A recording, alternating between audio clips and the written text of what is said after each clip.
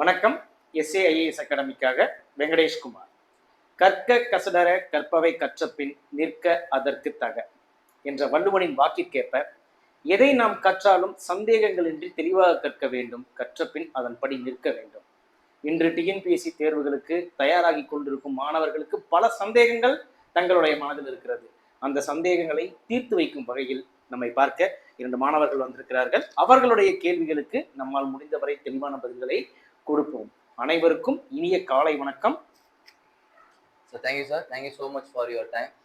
எங்ககிட்ட இருந்து ஆஸ்பிரன்ட் சார்பில் சில கொஸ்டின்ஸ் இருக்குங்க சார். கண்டிப்பாக அதில் என்னென்ன வியூஸ்லன்னு பார்த்துட்டிங்கன்னா, பீப்புளுக்கும் சில கொஸ்டின்ஸ் இருக்கும். ஆஸ் பேரண்டாகவும் இருக்கலாம், இல்லை ஆஸ் ஆஸ்பிரண்டாகவும் இருக்கலாம். அதுக்கு இந்த வீடியோ ஒரு ஆன்சர் செஷனாக இருக்கும்னு நான் நம்புகிறேன். ஸோ நம்ம ஃபர்ஸ்ட் கொஸ்டின் வந்து சார், இப்போ பார்த்தீங்கன்னா காலேஜ் படிச்சுட்டு சில பேர் வந்து செல்ஃப் ப்ரிப்பரேஷன் பண்ணுறாங்க சார். இந்த செல்ஃப் ப்ரிப்பரேஷன் பண்ணிட்டு இப்போ வந்து பார்த்தீங்கன்னா டிஎன்பிஎஸ்சிக்கு எஸ்எஸ்சியாக இருக்கட்டும், யூபிஎஸ்சியாக இருக்கட்டும், அந்த செல்ஃப் ப்ரிப்பரேஷன் வந்து அகாடமி படிக்கிறாங்க சார். இந்த அகாடமி படிக்கிறவங்க கேட்டு தெரிஞ்சு இந்த மாதிரி அகாடமி படித்தா தான் பாஸ் பண்ண முடியும், கிளியர் பண்ண முடியும் அப்படின்னு சொல்கிறாங்க சார். இது வந்து எப்படின்னா அகாடமி படிக்கிறது பெட்டராக இருக்குமா சார், இல்லை செல்ஃப் ப்ரிப்பரேஷன் பெட்டராக இருக்குமா சார்? கண்டிப்பாக வந்து ஒரு அகாடமிக்கு போய் தான் கிளியர் பண்ண முடியும் அப்படிங்கிறது முற்றிலும் உண்மை கிடையாது. இது மாணவர்களை பொறுத்தே அமையும். சில மாணவர்கள் எப்படி இருப்பாங்கன்னா, ஒன்று சேர்ந்து இயங்க முயற்சி பண்ண மாட்டாங்க. அதாவது ஒரு 10 பேர்த்து கூட படிக்கிறது, 20 பேர் கூட படிக்கிறது அவங்க டிஸ்டர்பன்ஸாக ஃபீல் பண்ணுவாங்க. அவங்களுக்கு செல்ஃப் ப்ரிப்பரேஷன் ஒரு நல்ல மருந்தாக இருக்கும் கண்டிப்பாக. அதே மாதிரி அவங்க தன்னைத்தானே ஈஸியாக மோட்டிவேட் பண்ணிக்குவாங்க, ஒரு ஃபெயிலியரை ஈஸியாக கற்றுக்குவாங்க. அப்படிங்கிறப்ப இன்னைக்கு ஆன்லைனில் நிறைய ரிசோர்ஸஸ் அவைலபிளாக இருக்குது. அந்த ரிசோர்ஸஸை கேப்பபிளாக யூட்டிலைஸ் பண்ண அந்த அடிப்படையை புரிஞ்சுக்கிட்ட மாணவர்களுக்கு செல்ஃப் ப்ரிப்பரேஷன் அப்படிங்கிறது கண்டிப்பாக சக்ஸஸ்ஃபுல் ஆகும். அதே சமயத்தில் வந்து சில மாணவர்கள் போட்டி போட்டு படிக்கக்கூடியவங்க, தனியாக இயங்க மாட்டாங்க. ஆனால் அவங்க 2 பேர் கூட சேர்ந்து இயங்குறப்போ அவங்களுடைய வேகம் பல மடங்கு அதிகமாக இருக்கும்.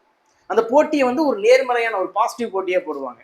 அதே மாதிரி எப்பயுமே என்ன ஒருத்தருக்கு கைட் பண்ணிகிட்டே இருக்கணும். நான் என்னைக்கெல்லாம் வந்து சோர்ந்து போகிறனோ அன்னைக்கு நான் ஒரு தட்டி எழுப்புறதுக்கோ, என்னை உத்வேகப்படுத்துறதுக்கோ, நான் செய்கிற தவறுகளை டைம் டு டைம் ரெப்ரசன்ட் பண்ணுறதுக்கோ ஒரு ஆள் தேவை. அப்படின்னா அப்படிப்பட்ட ஒரு சூழல் நம்ம வீட்டில் அமையாது. அப்படின்னா அந்த சூழ்நிலை விரும்பக்கூடிய மாணவர்கள் கோச்சிங் சென்டருக்கு போய் படிக்கிறது தான் சரி அப்படிங்கிறது என்னுடைய கருத்து. ஸோ நீங்கள் எந்த வகையாக இருக்கீங்களோ அந்த கேட்ட பதிலை நீங்கள் எடுத்துக்கலாம். நீங்கள் செல்ஃப் மோட்டிவேட்டடாக இருக்கிறீங்கன்ற பட்சத்தில் டெஃபினட்டாக உங்களுக்கு சரியான சோர்சஸ் என்ன, தப்பான சோர்சஸ் என்னன்னு ஃபைன் பண்ண முடியும். ஏதாவது ஒரு கிளியர் பண்ண ஆஸ்பிரண்ட்ஸ்னுடைய சப்போர்ட் இருக்குது, இல்லை உங்கள் வீட்டிலேயே வந்து ரீசெண்டாக தேர்வு எழுதி யாராவது கிளியர் பண்ணியிருக்காங்க அப்படிங்கிற பட்சத்தில் செல்ஃபாக ப்ரிப்பேர் பண்ணலாம், தப்பு கிடையாது. ஆனால் இது இல்லை அப்படின்னா ஒரு கோச்சிங் சென்டரை அணுகிறது நல்லது. ஓகே சார், பட் இப்போ என்னன்னா, இப்போ ரூரல் ஏரியாஸ்லாம் இருக்குங்க சார். அங்கேருந்து வந்து இன்னொரு டிஸ்ட்ரிக்ட்டுக்கு எங்கே அகாடமி இருக்கோ அங்கே போய் தங்கி படிக்கிறதுக்கு அஃபோர்ட் பண்ண முடியாமல் இருப்பாங்க. சில பேருக்கு வந்துட்டு ஃபேமிலி பிஸ்னஸ் பண்ணுறவங்களால இந்த வெளியே ஒரு கமிட்மெண்ட் கொடுக்க முடியாமல் இருக்கும். ஸோ அந்த மாதிரி ஆண்கள் வந்து செல்ஃப் ப்ரிப்பரேஷன் பண்ணுறது தான் முக்கால்வாசி ட்ரை பண்ணுறாங்க. பட் அவங்களுக்கு வந்துட்டு நீங்கள் சொல்கிற மாதிரியான ஆம்பியன்ஸ் வந்து அவங்களுக்கு அமையறதில்லை. அந்த மாதிரி ஆஸ்பிரன்ஸ் வந்துட்டு எது பண்ணால் அவங்க செல்ஃப் ப்ரிப்பரேஷன் வந்துட்டு ப்ராஃபிட்டபுளாக ஒர்க்கபுளாக இருக்கும் சார்? கண்டிப்பாக இது ஒரு நல்ல கேள்வி உண்மையாலுமே. ஏன்னா செல்ஃப் ப்ரிப்பரேஷன் பண்ணணும் அப்படிங்கிற சூழலில் தள்ளப்படுறவங்க நிறைய பேர் இருக்காங்க. இப்போ நீங்கள் சொன்ன மாதிரி ஒரு குடும்ப தொழில் நடந்துகிட்டு இருக்கு, அல்லது வந்து உங்கள் ஊரை விட்டு வெளியே வர முடியாத ஒரு கலாச்சார சூழலோ அல்லது வேற ஏதாவது நிதி நெருக்கடி சூழலோ இருக்கலாம். அந்த இடத்துல வந்து என்னன்னா, நீங்கள் இருக்கக்கூடிய இடத்துலயே இருக்கக்கூடிய அவைலபிள் ரிசோர்ஸஸ் என்ன, பக்கத்தில் இருக்க சின்ன சென்டராக இருந்தாலும் சரி, இவங்க என்னன்னு சர்ச் பண்ணலாம். இல்லை சார் அதுக்கும் என்னால் போக முடியாது அப்படிங்கிற பட்சத்தில் எங்கள்கிட்ட SAIAS அகாடமி சார்பாகவே யூடியூப் சேனல் ஒன்று இருக்குது. அந்த யூடியூப் சேனல்லே வந்து பார்த்தீங்கன்னா முற்றிலும், அதாவது ஒரு தேர்வு தொடக்கத்திலிருந்து கடைசி வரை நீங்கள் என்னென்ன செய்யணும், அது மட்டும் இல்லாமல் இலவச டெஸ்ட் சீரீஸ், இதெல்லாமே ஆன்லைன்லேயே எடுத்துக்கிட முடியும். இப்போ எங்கள்கிட்ட தான் ஃபாலோ பண்ணுங்கிற அவசியம் கிடையாது. இப்போ பெரும்பாலான பயிற்சி நிலையங்கள் ஆன்லைனில் இலவசமாகவும் வழங்குறாங்க, அல்லது சிறிய கட்டணத்திலேயோ அல்லது அவங்களுக்கு ஏற்ற ஒரு கட்டணத்திலேயோ வழங்குறாங்க. புரிச்சுங்களா? அப்படிங்கிறப்போ அந்த முறைகளை கையில் எடுக்கலாம். செல்ஃப் ப்ரிப்பரேஷன் பண்ணுங்க, கண்டிப்பாக ஏதோ ஒரு கைடோட பண்ணுங்க. அந்த கைடு வந்து இப்போ நீங்கள் பே பண்ணி பண்ணுறப்ப எப்படி இருக்குன்னா, அவங்க உங்களுக்கு பதில் சொல்லணுங்கிறது அவங்களுடைய கட்டாயமாகவும் கடமையாகவும் இருக்கும். அதே இலவசமாக நீங்கள் எடுத்துக்கிறப்போ உங்களுக்கு கைட் பண்ணுறவங்க எவ்வளோ ரெஸ்பான்சிபிளாக இருக்காங்க அப்படின்னு சொல்ல முடியாது. ஸோ அது நீங்கள் தேடுற ரிசோர்ஸை பொறுத்து தான் அமையும். ஸோ டிட்டர்மினேஷன், கமிட்மெண்ட் இருந்துச்சுன்னா செல்ஃப் ப்ரிப்பரேஷன் கூட ஒர்க்கபுளாக மாறலாம். கண்டிப்பாக மாறும், அதில் எந்த ஒரு டவுட்டுமே கிடையாது. டிட்டர்மினேஷனுங்கிறது என்ன அப்படின்னா, சிலர் சொல்லுவாங்க ஸ்மார்ட் ஒர்க் தான் ஜெயிக்கும்னு சொல்லுவாங்க, சிலர் சொல்லுவாங்க ஹார்ட் ஒர்க் ஜெயிக்கும்னு சொல்லுவாங்க. என்ன கேட்டால் ஒர்க் பண்ணிகிட்டே தொடர்ந்து ஒர்க் பண்ணிகிட்டே கண்டிப்பாக ஜெயிக்கும். ஸ்மார்ட் ஒர்க்கா ஹார்ட் ஒர்க்கான்ட்டு நீங்கள் எவாலுவேட்டே பண்ணாமல் ஒரு வேலையை திரும்ப திரும்ப தொடர்ந்து செய்து கொண்டே இருங்கள். எல்லாத்துக்கும் அடிப்படைங்கிறது ஸ்கூல் புக்கு தான். இந்த ஸ்கூல் புக் வந்து நீங்கள் சொன்ன மாதிரி ஒரு மலைப்பகுதியாக இருக்கட்டும், அல்லது எந்த ஒரு சின்ன குக்கிராம பகுதியாக இருக்கட்டும் போய் சேருது. எல்லா இடத்துக்கும் செய்தித்தாள் போய் சேருது. இதை தொடர்ந்து படிச்சுக்கிட்டே இருங்க. கொஞ்சமா படிங்க, நிறைய ரிவைஸ் பண்ணுங்க, மல்டிபிள் டைம்ஸ் ரிவைஸ் பண்ணுங்க. நியூஸ் பேப்பரை கான்சென்ட்ரேட் பண்ணுங்க. செல்ஃப் ப்ரிப்பரேஷன் கண்டிப்பா ஜெயிக்கும். ஸோ ஸ்மார்ட் ஒர்க், அதே மாதிரி ஹார்ட் ஒர்க்ன்றது விஷயமே கிடையாது. டிட்டர்மினேஷன்ங்கிறது கண்டினியூ ஒர்க். இப்போ செல்ஃப் ப்ரிப்பரேஷன் நாங்க யூஸ்வலா ஸ்டார்ட் பண்ணும்போது எங்களுக்கு இப்போ ஒரு யூடியூப் சேனல் பெட்டரா இருக்குன்னு தெரிஞ்சதுன்னா அங்கே ஷிஃப்ட் ஆகும் சார். இப்போ மல்டிபிள் ரிசோர்சஸ் கிடைக்கும் போது எங்களுக்கு வந்து ஃப்ரீக்வெண்டா அந்த ஷிஃப்ட் இருந்துகிட்டே இருக்கு. இப்போ நாங்க இதை எந்த அளவுக்கு நாங்க வந்து மேனிபுலேட் பண்ண முடியும்? இப்போ நாங்க எந்த அளவுக்கு இதை மென்யூர் பண்ணி எங்களுக்கு செல்ஃப் ப்ரிப்பரேஷனை வந்துட்டு பாசிபிளா மாற்ற முடியும்? கண்டிப்பா இது ஒரு நல்ல கேள்விதான். ஃபர்ஸ்ட் திங் வந்து பார்த்தீங்கன்னா, இந்த ஷிஃப்ட்டுங்கிறது இருக்குதான். எப்பயுமே வந்து இக்கரைக்கு அக்கறை பச்சையாக தான் தோணும், சரிங்களா? ஆனா அந்த கரைக்கு போனதுக்கு அப்புறம் தான் ரியாலிட்டி என்னன்னு தெரிய வரும். ஸோ நீங்க எந்த ரிசோர்ஸை சூஸ் பண்றீங்கன்ற முன்னாடி ரொம்ப யோசிங்க. ஒரு ரிசோர்ஸை தேர்ந்தெடுக்கிறதுக்கு முன்னாடி யோசிங்க. அது இந்த சேனலா, அந்த சேனலா, இந்த சேனல்ல எப்படி வீடியோஸ் இருக்கு, குவாலிட்டியா இருக்கா, புத்தகத்தில் இருக்கக்கூடிய தகவலையே தான் சரியா சொல்றாங்களா, எளிமையா புரிய வைக்கிறாங்களா, பல டைம் சிந்திங்க ஸ்டார்ட் பண்றதுக்கு முன்னாடி. ஒன் ஸ்டார்ட் பண்ணி 10 நாள் இல்லை, 20 நாள் இல்லை, 2 நாள் ஃபாலோ அப் பண்ண ஆரம்பிச்சிட்டாலும் டூ நாட் ஸ்விட்ச். ஏன்னா இது வரைக்கும் செஞ்ச ஒர்க்கு வேஸ்டா போகும். புரிச்சுங்களா? ஸோ நீங்க என்ன செய்யறீங்களோ அதுல உங்களுக்கு தான் நம்பிக்கை அதிகமா இருக்கும். இப்போ வந்து யூடியூப் சேனல், இந்த மாதிரி இன்ஸ்டாகிராம் சேனல் இதெல்லாம் சொல்லி கொடுக்குறாங்கன்னா இதெல்லாம் இன்னைக்கு ஓப்பன் மீடியாவாயிடுச்சு. இன்னைக்கு நானே ஒரு கருத்தை சொல்றேன் அப்படிங்கிற பட்சத்துல நான் சொன்னது சரியா தவறா அப்படிங்கிறது ChatGPT வச்சு செக் பண்ணி எனக்கே கமெண்ட் பண்ற காலகட்டங்கள் வந்துருச்சு. அப்படிங்கிறப்போ பெரும்பாலும் சொல்லக்கூடிய கருத்துக்கள் சரியாகத்தான் இருக்கு. உங்களுக்கு அது மேட்ச் ஆச்சுன்னா ஸ்விட்ச் பண்ணாதீங்க. அது எந்த சேனல்ல எந்த ஒரு வீடியோ ஃபாலோ பண்ணாலும் செய்யற விஷயத்த கான்ஃபிடென்ட்டா செய்வீங்க, நம்பிக்கையோட செய்வீங்க. சார் இப்போ டிஎன்பிசிக்கு இப்போ ப்ரிப்பேர் பண்ணோம்னா இப்போ ஸ்டார்டிங் எது சார் படிக்கணும் சார்? இப்போ வந்து சமச்சீர் கல்வி புக் மட்டும் படிச்சா போதுமா இல்லை அடிஷ்னலாக அதை படிக்கணும் சார்? கண்டிப்பா ரிசோர்சஸ் அப்படிங்கிறது இப்போ வந்து கிறிஸ்துவ மதத்திற்கு பைபிள் புனித நூல் மாதிரி, இந்து மதத்திற்கு பகவத்கீதை புனித நூல் மாதிரி, இஸ்லாமிய மதத்திற்கு குரான் புனித நூல் மாதிரி, டிஎன்பிஎஸ்சி ஆஸ்பிரண்ட்டும் இன்னைக்கு ஒரு மதமா மாறிட்டாங்க, சரிங்களா? அப்படிங்கிறப்போ மதமா எடுத்துக்கிட்டீங்கன்னா டிஎன்பிஎஸ்சி ஆஸ்பிரண்டோடைய புனித நூல் அப்படின்னு நான் என்னைக்குமே சொல்றது ஸ்கூல் புக் மட்டும்தான், சமச்சீர் கல்வி புக் மட்டும்தான். பல இன்ஸ்டியூட் பல மெட்டீரியல்ஸை கொடுக்குறோம். நாங்களும் எங்கள் இன்ஸ்டியூட்டோட ஓன் மெட்டீரியல்ஸ் எல்லாம் வச்சிருக்கோம். இது என்னன்னா 6வதுலேருந்து 12வது புத்தகம் வரைக்கும் வரலாறு இருக்கு. அந்த 6வதுலேருந்து 12வது புத்தகம் வரைக்கும் இருக்கக்கூடிய விஷயங்களை சுருக்கி ஒரு மெட்டீரியலை ரெடி பண்ணியிருக்கமே தவிர நாங்களா உருவாக்குனது கிடையாது. எங்களுடைய உட்கருத்துகள் கிடையாது. அந்த புத்தகங்களை அடிப்படையா வச்சு உருவாக்கப்பட்டவையே. அப்படின்னா 6 உருவாகிற இடம் தான் ஒரு நதியினுடைய பிறப்பிடம். அப்படின்னா இங்க இருக்க எத்தனை மெட்டீரியலா இருந்தாலும் சரி, எவ்வளவு பெரிய இன்ஸ்டியூட்டோட மெட்டீரியலா இருந்தாலும் சரி, அந்த பேஸ் அடிப்படை உருவாகிற இடங்கிறது ஸ்கூல் புக் தான். அதை நம்பி ஃபாலோ பண்ணுங்க. ஸ்கூல் புக்ல இருந்து தான் கட்டாயமா ஸ்டார்ட் பண்ணணும். 6வது புத்தகத்துல இருந்து ஸ்டார்ட் பண்ணாலே போதுமானது. Okay sir. இப்போ வந்துட்டு நாங்க ப்ரிப்பரேஷன் ஸ்டார்ட் பண்ணி ஸ்கூல் புக்ஸ்லாம் படிக்க ஆரம்பிச்சதுக்கு அப்புறம் ஒரு 6 மந்த்ஸ் அப்புறம் நாங்கள் சிலபஸ்லாம் முடிக்கிறோம் சார். புக்ஸ் எல்லாம் 6th to 12th வரைக்கும் படிச்சு முடிக்கிறோம் சார். 10th வரைக்கும் இன்டெப்தா இறங்கி படிக்கிறோம் சார். அது போதுமாங்க சார்? 11th 12th ஏன்னா சில பேர் சொல்றாங்க சார் செலக்டிவ் டாபிக்ஸ் வந்துட்டு கண்டிப்பா படிச்சுதான் ஆகணும். நீங்க இன்கேஸ் நீங்க வந்துட்டு காமர்ஸ் அக்கௌண்ட்ஸ் நீங்க 12th எடுத்து அப்புறம் காலேஜ்ல பிகாம் எடுத்து நீங்க வந்திருந்தாலும் நீங்க வந்து இப்போ நீங்க பிசிக்ஸ் இருக்கு, கெமிஸ்ட்ரி, பயாலஜி இருக்குதுன்னா அதுல நீங்க செலக்டிவ் சாப்டர்ஸ் டிஃபிகல்ட்டா இருந்தாலும் படிச்சுதான் ஆகணும்னு சொல்றாங்க சார். சயின்ஸுக்கு எந்த அளவுக்கான இம்பார்ட்டன்ஸ் வந்துட்டு நம்மளுடைய குரூப் எக்ஸாம்ஸுக்கு இருக்குது? கண்டிப்பா. ஸோ ஃபர்ஸ்ட் திங் வந்து என்னன்னா, இப்போ நிறைய பேரோட புரிதலின்மை என்ன அப்படின்னா, 6வது முதல் 10வது வரை இருக்கக்கூடிய புத்தகங்கள் வேற, 11வது 12வது புத்தகங்கள் வேற அப்படின்னு நினைக்கிறாங்க. அது முற்றிலும் தவறானது. 6வது முதல் 10வது வரைக்கும் ஒரு புக்ல என்ன ஹிஸ்டரி இருக்கோ, என்ன ஜியோகிராஃபி இருக்கோ, என்ன எக்கனாமி இருக்கோ, என்ன சயின்ஸ் லெசன்ஸ் இருக்கோ, அதே தான் 11th and 12th புக்ல தனித்தனியா கொடுத்துருக்காங்க, சரிங்களா? இப்போ 6thலயும் ஆன்ஷியன் ஹிஸ்டரி பழங்கால வரலாறு இருக்கு. அதே மாதிரி 6th அப்புறம் சில புத்தகங்கள் இப்போ 9th புக்லயும் ஆன்ஷியன் ஹிஸ்டரி கொஞ்சம் இருக்கு, சரிங்களா? உலக வரலாறை பற்றிய சில விஷயங்களும் 10th புக்ல இருக்கு. இதெல்லாம் கம்பைல் பண்ணி கொடுக்குறது 11th புக். 6வதுல ஆன்ஷியன் ஹிஸ்டரி படிக்கிறோம், 7வதுல மெடிவல் ஹிஸ்டரி படிக்கிறோம், 8வதுல மாடர்ன் ஹிஸ்டரி படிக்கிறோம். 11th ஹிஸ்டரி புக்ல எல்லாத்தையும் ஒட்டுக்கா படிப்போம். என்னன்னா இப்போ நீங்க 6வது படிக்கிறப்போ உங்களுடைய வயது 12ஆவோ 11ஆவோ இருக்கும். அப்படின்னா அதுக்கு தகுந்த மாதிரி தான் அந்த 6வது புத்தகங்கள் வடிவமைக்கப்பட்டிருக்கும், எழுதப்பட்டிருக்கும். ஆனா 11வது படிக்கிறப்போ உங்களுடைய வயது 15க்கு மேல, அப்படின்னா உங்களுடைய அறிவும் மெச்சூரிட்டி எல்லாம் வளர்ந்துருக்கும். அப்போ அதற்கு தகுந்த மாதிரி வார்த்தைகளை பயன்படுத்தி அதற்கேற்ற மாதிரி டேட்டாஸ் இன்க்ரீஸ் பண்ணியிருப்பாங்களே தவிர கான்செப்ட் சேம் தான். அப்படின்னா 6வதுலேருந்து 10வது புக் நல்லா தரவா படிச்சிட்டீங்க அப்படின்னா 11th and 12th book cover பண்றது ஈஸி தான். இப்போ நீங்க சொன்ன மாதிரி சயின்ஸ்க்கு வந்து மொத்த புக்கையுமே படிக்க வேண்டிய அவசியம் கிடையவே கிடையாது. சில செலக்டட் சாப்டர்ஸை மட்டும் படிச்சா போதும், சரிங்களா? ஏன்னா சயின்ஸா மட்டுமே பார்க்காம இப்போ என்வாயன்மெண்ட், சுற்றுச்சூழல் சம்பந்தப்பட்ட கேள்விகள் அதிகமாக வருது. இந்த சுற்றுச்சூழல் சம்பந்தப்பட்ட பாடங்கள்லாம் கெமிஸ்ட்ரியிலையும் இருக்கு, பாட்னிலையும் இருக்கு. ஸோ இந்த பாடங்களை கவர் பண்ணி படிக்கலாம். ஸோ அதே மாதிரியே நீங்கள் வந்து பொலிட்டிக்கல் சயின்ஸ் எடுத்துக்கிட்டாலும் சரி, ஜியாகிரபி எடுத்துக்கிட்டாலும் சரி, எக்கனாமி எடுத்துக்கிட்டாலும் சரி, ஹிஸ்ட்ரி எடுத்துக்கிட்டாலும் சரி, இதை பொறுத்தளவுக்கு சோஷியல் சயின்ஸை பொறுத்தளவுக்கு எல்லா லெசனுமே படிக்க வேண்டியது இருக்கும். பொலிட்டிக்கல் சயின்ஸில் கம்ப்ளீட் 11th and 12th புக்கை கவர் பண்ணுங்கிற அவசியம் கிடையாது. நம்ம சிலபஸ் கூட மேட்ச் ஆகிற லெசன்ஸை மட்டும் படித்தாலே போதுமானது. சரிங்களா? முதல் வந்து ஜென்ரலாக நான் சொல்கிறேன் 6 to 10th புக்கு எந்த லெசனையுமே விடாமல் ஃபுல்லாக படிச்சிருங்க. 11th and 12th book 6 to 10th என்ன லெசன் பேர்லாம் பார்த்தீங்கன்னா 11th and 12th ரிப்பீட் ஆகும் இல்லைங்களா, அதையும் படிச்சிருங்க. படிச்சுட்டு உங்கள் சிலபஸை வச்சு ரிவிஷன் பண்ணுங்க. படிக்கிறது அடிப்படை, ஸ்கூல் புக்கை முழுசாக படிச்சிருங்கன்னு தான் சொல்லுவேன். சயின்ஸ் என்னை பொறுத்தளவுக்கு என்னுடைய ஐடியா என்னன்னா சயின்ஸை ஸ்கிப் பண்ணலாம். புரிச்சுங்க? சயின்ஸை பொறுத்தளவுக்கு இப்போ கொஸ்டின் மோஸ்ட்லி வந்து கரண்ட் அஃபேர் நேச்சராக மூவ் ஆக ஆரம்பிச்சிருச்சு. மொத்தமாகவே சயின்ஸ்ல இருந்து இப்போ குரூப் 1 எடுத்துட்டீங்கன்னா 10 கேள்விகள் தான் வரப்போகுது. மற்ற தேர்வுகள் குரூப் 2 குரூப் 4னா 5 கேள்விகள் தான் வரப்போகுது. ஆனால் படிக்க வேண்டிய புத்தகங்களோ 12 புத்தகம் இருக்கு. சரிங்களா? 12 புக்கு படிச்சா 5 கொஸ்டின் அப்படிங்கிறப்போ நம்ம போடுற இன்புட் ரொம்ப அதிகமாக இருக்கும், வரக்கூடிய அவுட்புட் ரொம்ப குறைவாக இருக்கும். அதே 6th to 12th வரைக்கும் இருக்க ஹிஸ்ட்ரி புக்கை ஃபுல்லாக படிச்சிட்டிங்க அப்படின்னா அதுல இருந்து 30க்கு மேற்பட்ட கேள்விகள் வருது. இப்போ தமிழக வரலாறு எடுத்தாலும் ஹிஸ்ட்ரி தான், இந்திய வரலாறு எடுத்தாலும் ஹிஸ்ட்ரி தான். 30+ கொஸ்டின்ஸ் இருக்கு. அப்படின்னா அதே 10 புக்கை படிச்சா 30 கொஸ்டின் கிடைக்கும். இங்கே 10 புக்கை படிச்சோம்னா 5 கொஸ்டின் தான் கிடைக்கும். அப்படிங்கிற பட்சத்தில் எதற்கு அதிகமான கவனம் செலுத்தணும்னு நீங்களே முடிவு பண்ணிக்கலாம். சார் இப்போ வந்து நாங்கள் டிஎன்பிஎஸ்சி படிக்கும்போது சயின்ஸுக்கு வந்து இவ்வளோ வெயிட்டேஜ் கொடுத்தா போதுன்ற கிளாரிட்டி இருக்குங்க சார். இப்போ நாங்கள் டிஎன்பிஎஸ்சி படிக்கிறோம், டிஎன்யூஎஸ்ஆர்பியும் ஒரு அட்டெம்ப்ட் எழுதி பார்க்குறோம் அப்படின் போது அங்கே சயின்ஸ் வந்து கொஞ்சம் டாமினெண்ட்டாக இருக்குதுங்க சார்.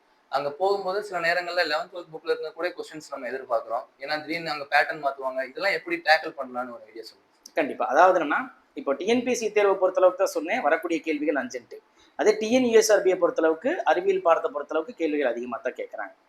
சொல்ல போனால் டிஎன்யூஎஸ்ஆர்பியில் சிலபஸ் என்ன இருக்கோ, எத்தனை யூனிட்டாக கொடுத்துருக்காங்களோ எல்லா யூனிட்லையும் சமமான கேள்விகள் மோரார்லெஸ் கேட்பாங்க.